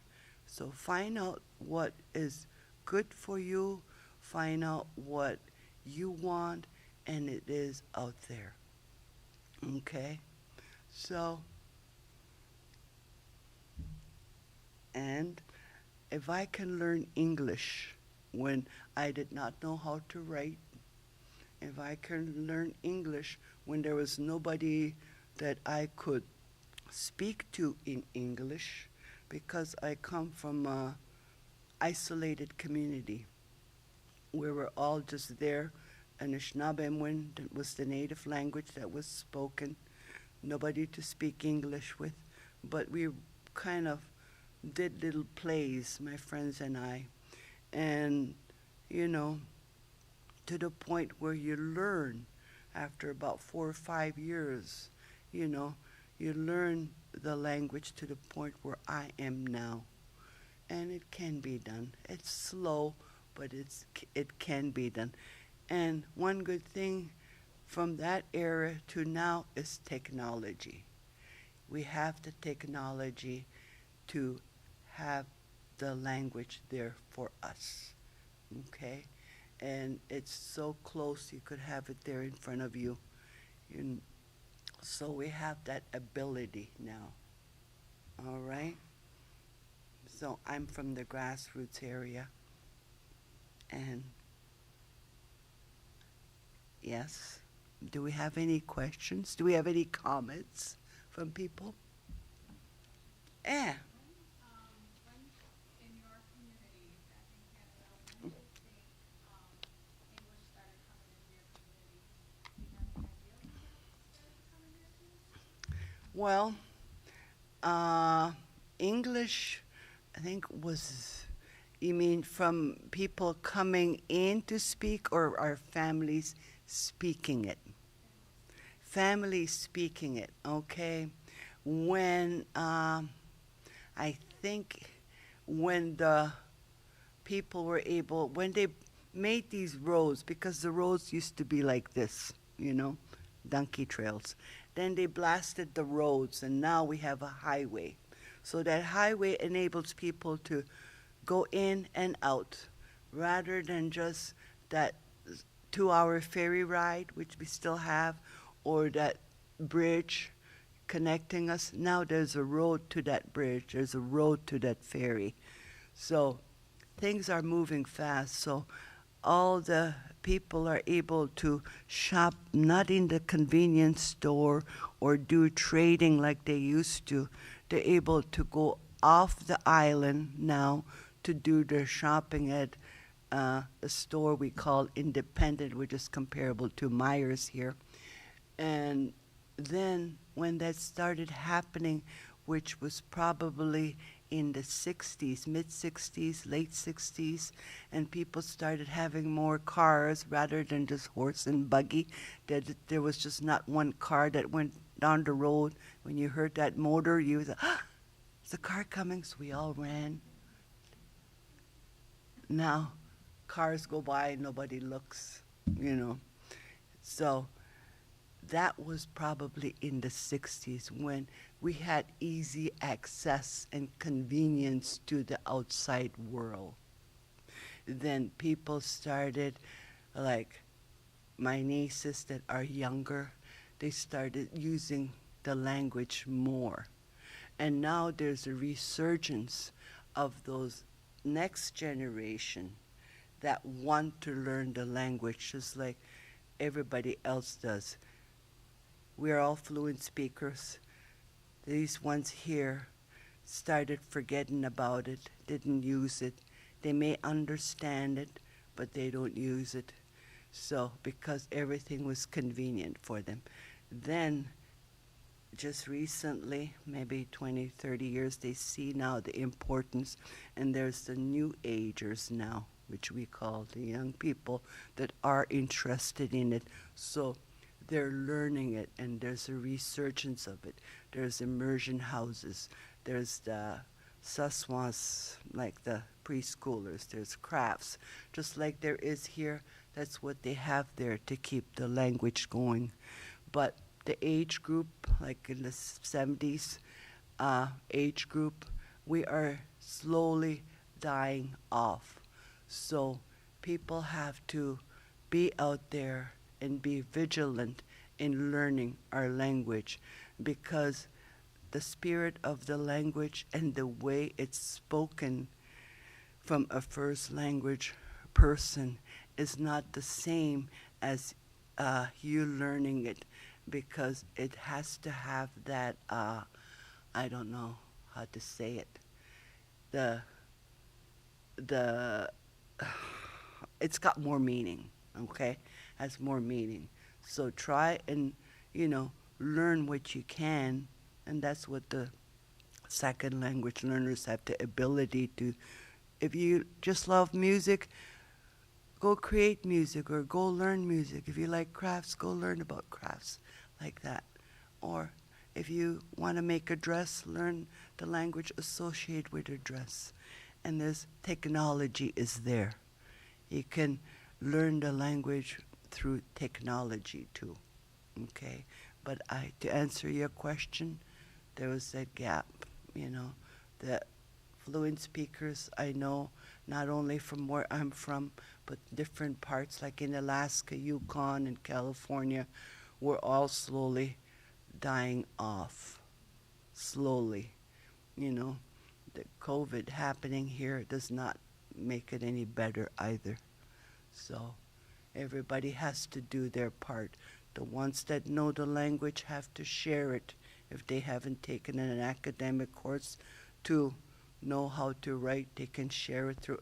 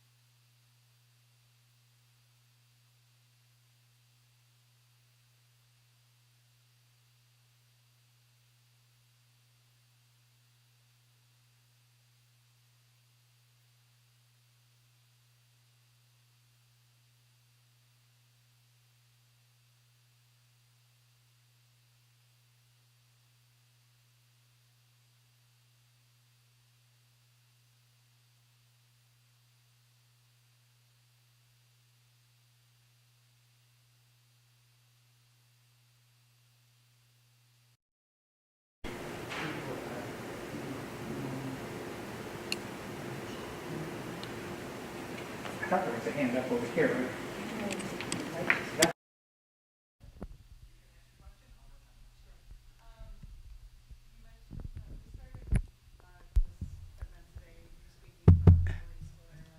Yes.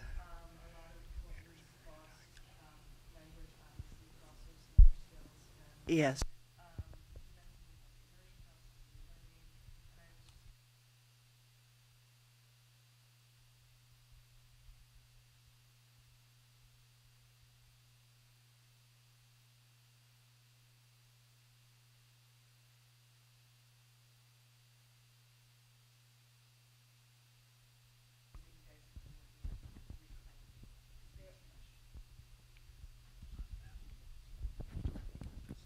Okay, I was told that this one wasn't really working that well.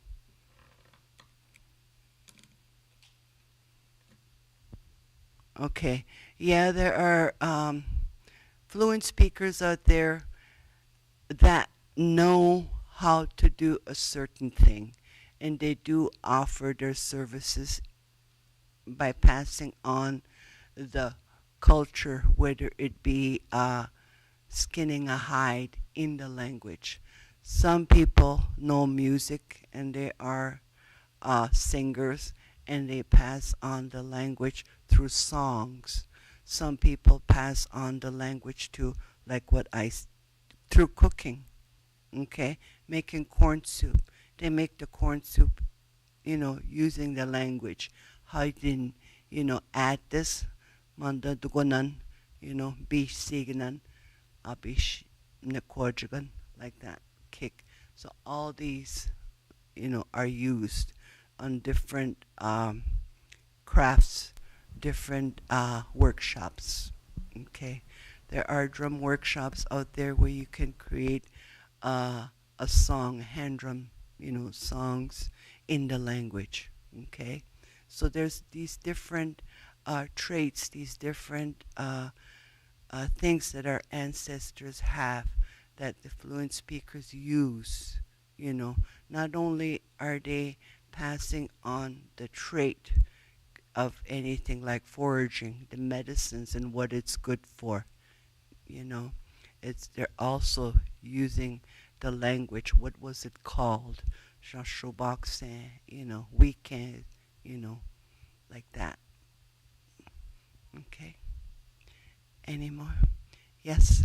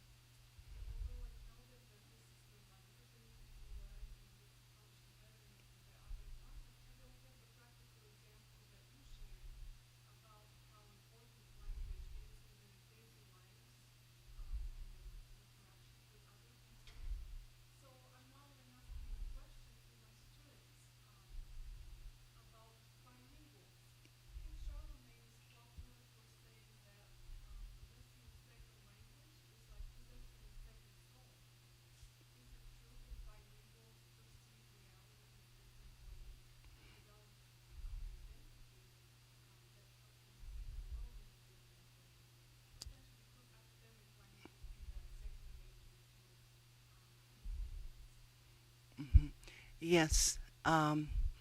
He also said it a good way. He said, when I'm at home, this is the language I speak. When I'm here, this is academic language. Okay?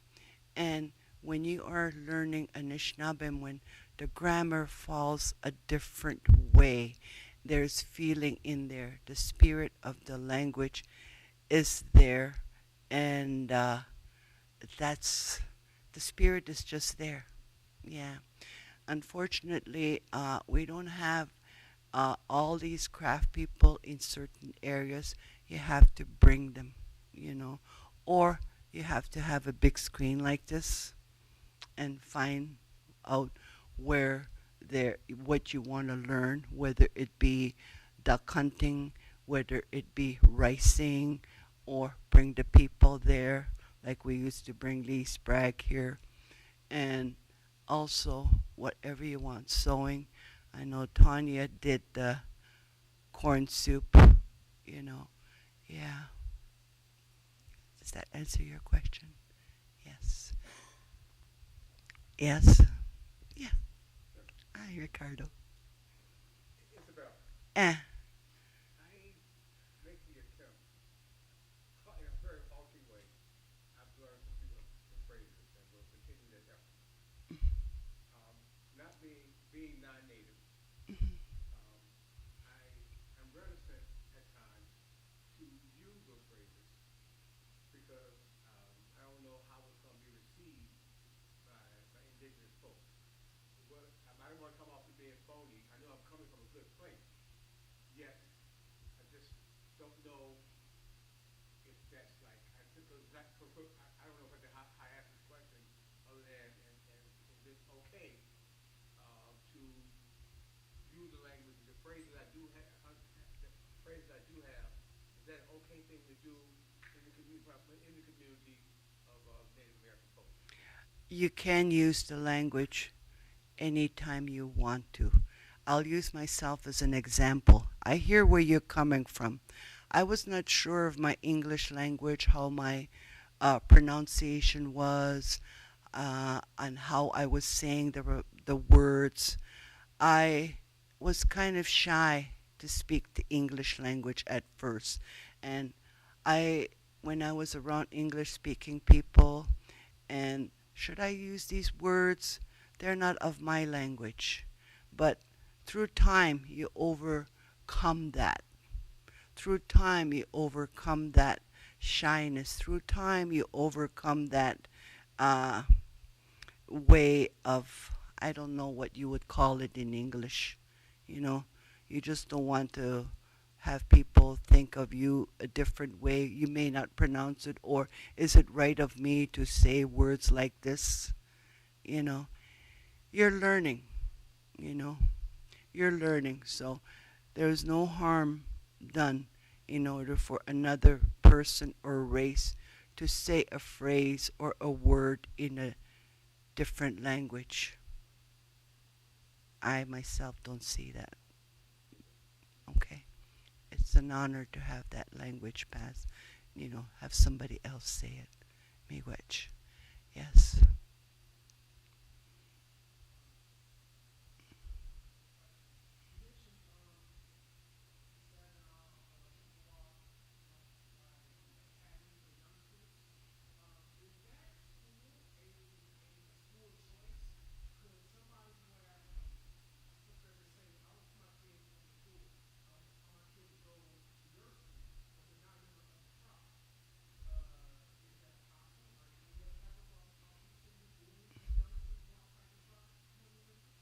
The school, from my understanding, is able to accommodate only a certain number of children up to grade 5.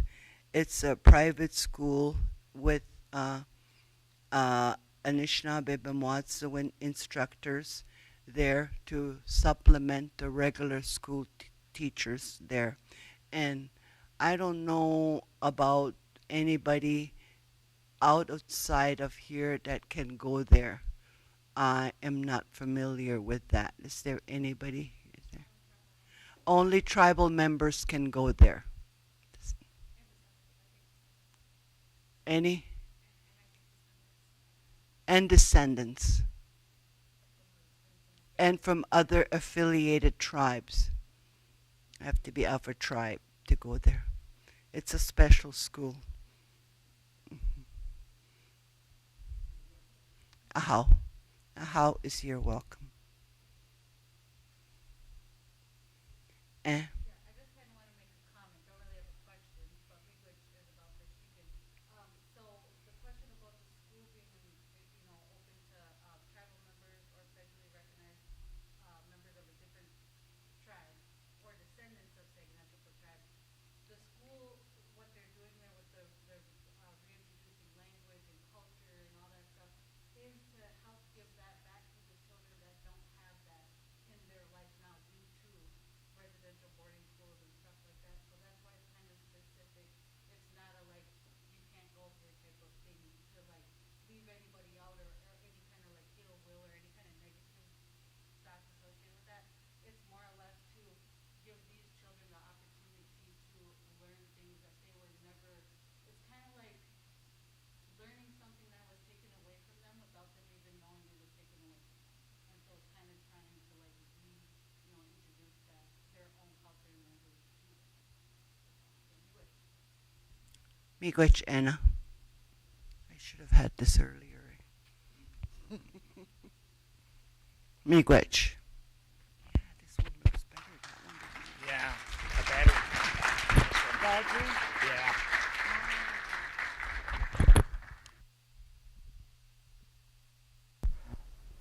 Thank you very much, Isabel. A wonderful presentation. In a second, I'm going to call up President Hood to give us our closing prayer. But before I do that, I do again want to recognize two individuals that were really the engine behind what you saw all day today. One is Donna Sinclair, all the way in the back.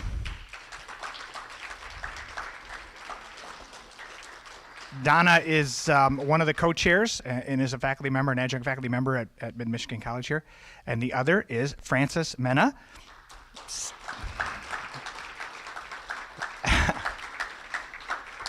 Also a co-chair and representative of the Saginaw Chippewa Indian Tribe. So thank you to both of you for all of the hard work that you have done. The day is now almost over, so you can relax. But again, it took a tremendous amount of work to put on this wonderful event. And really, honestly, we're thrilled and honored to have served as host. President Hood, if you wouldn't mind coming up.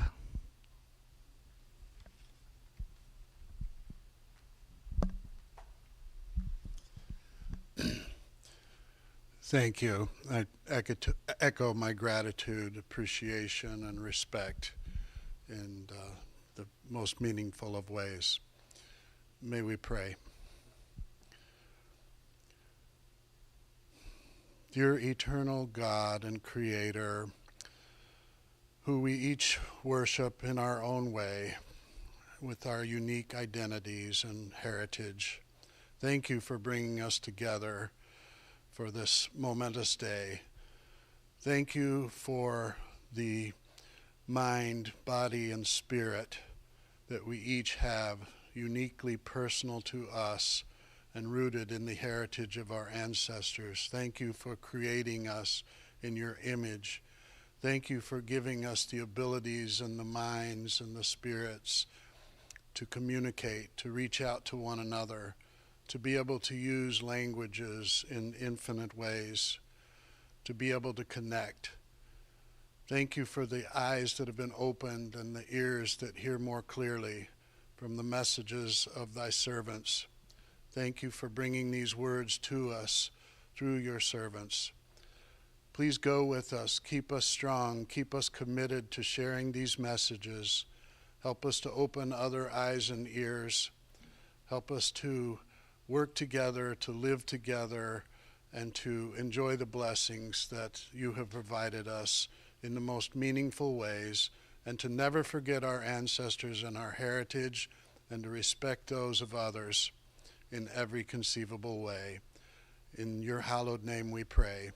Amen. Thank you, President Hood, and thank you once again all for coming to our Indigenous Peoples Day celebration.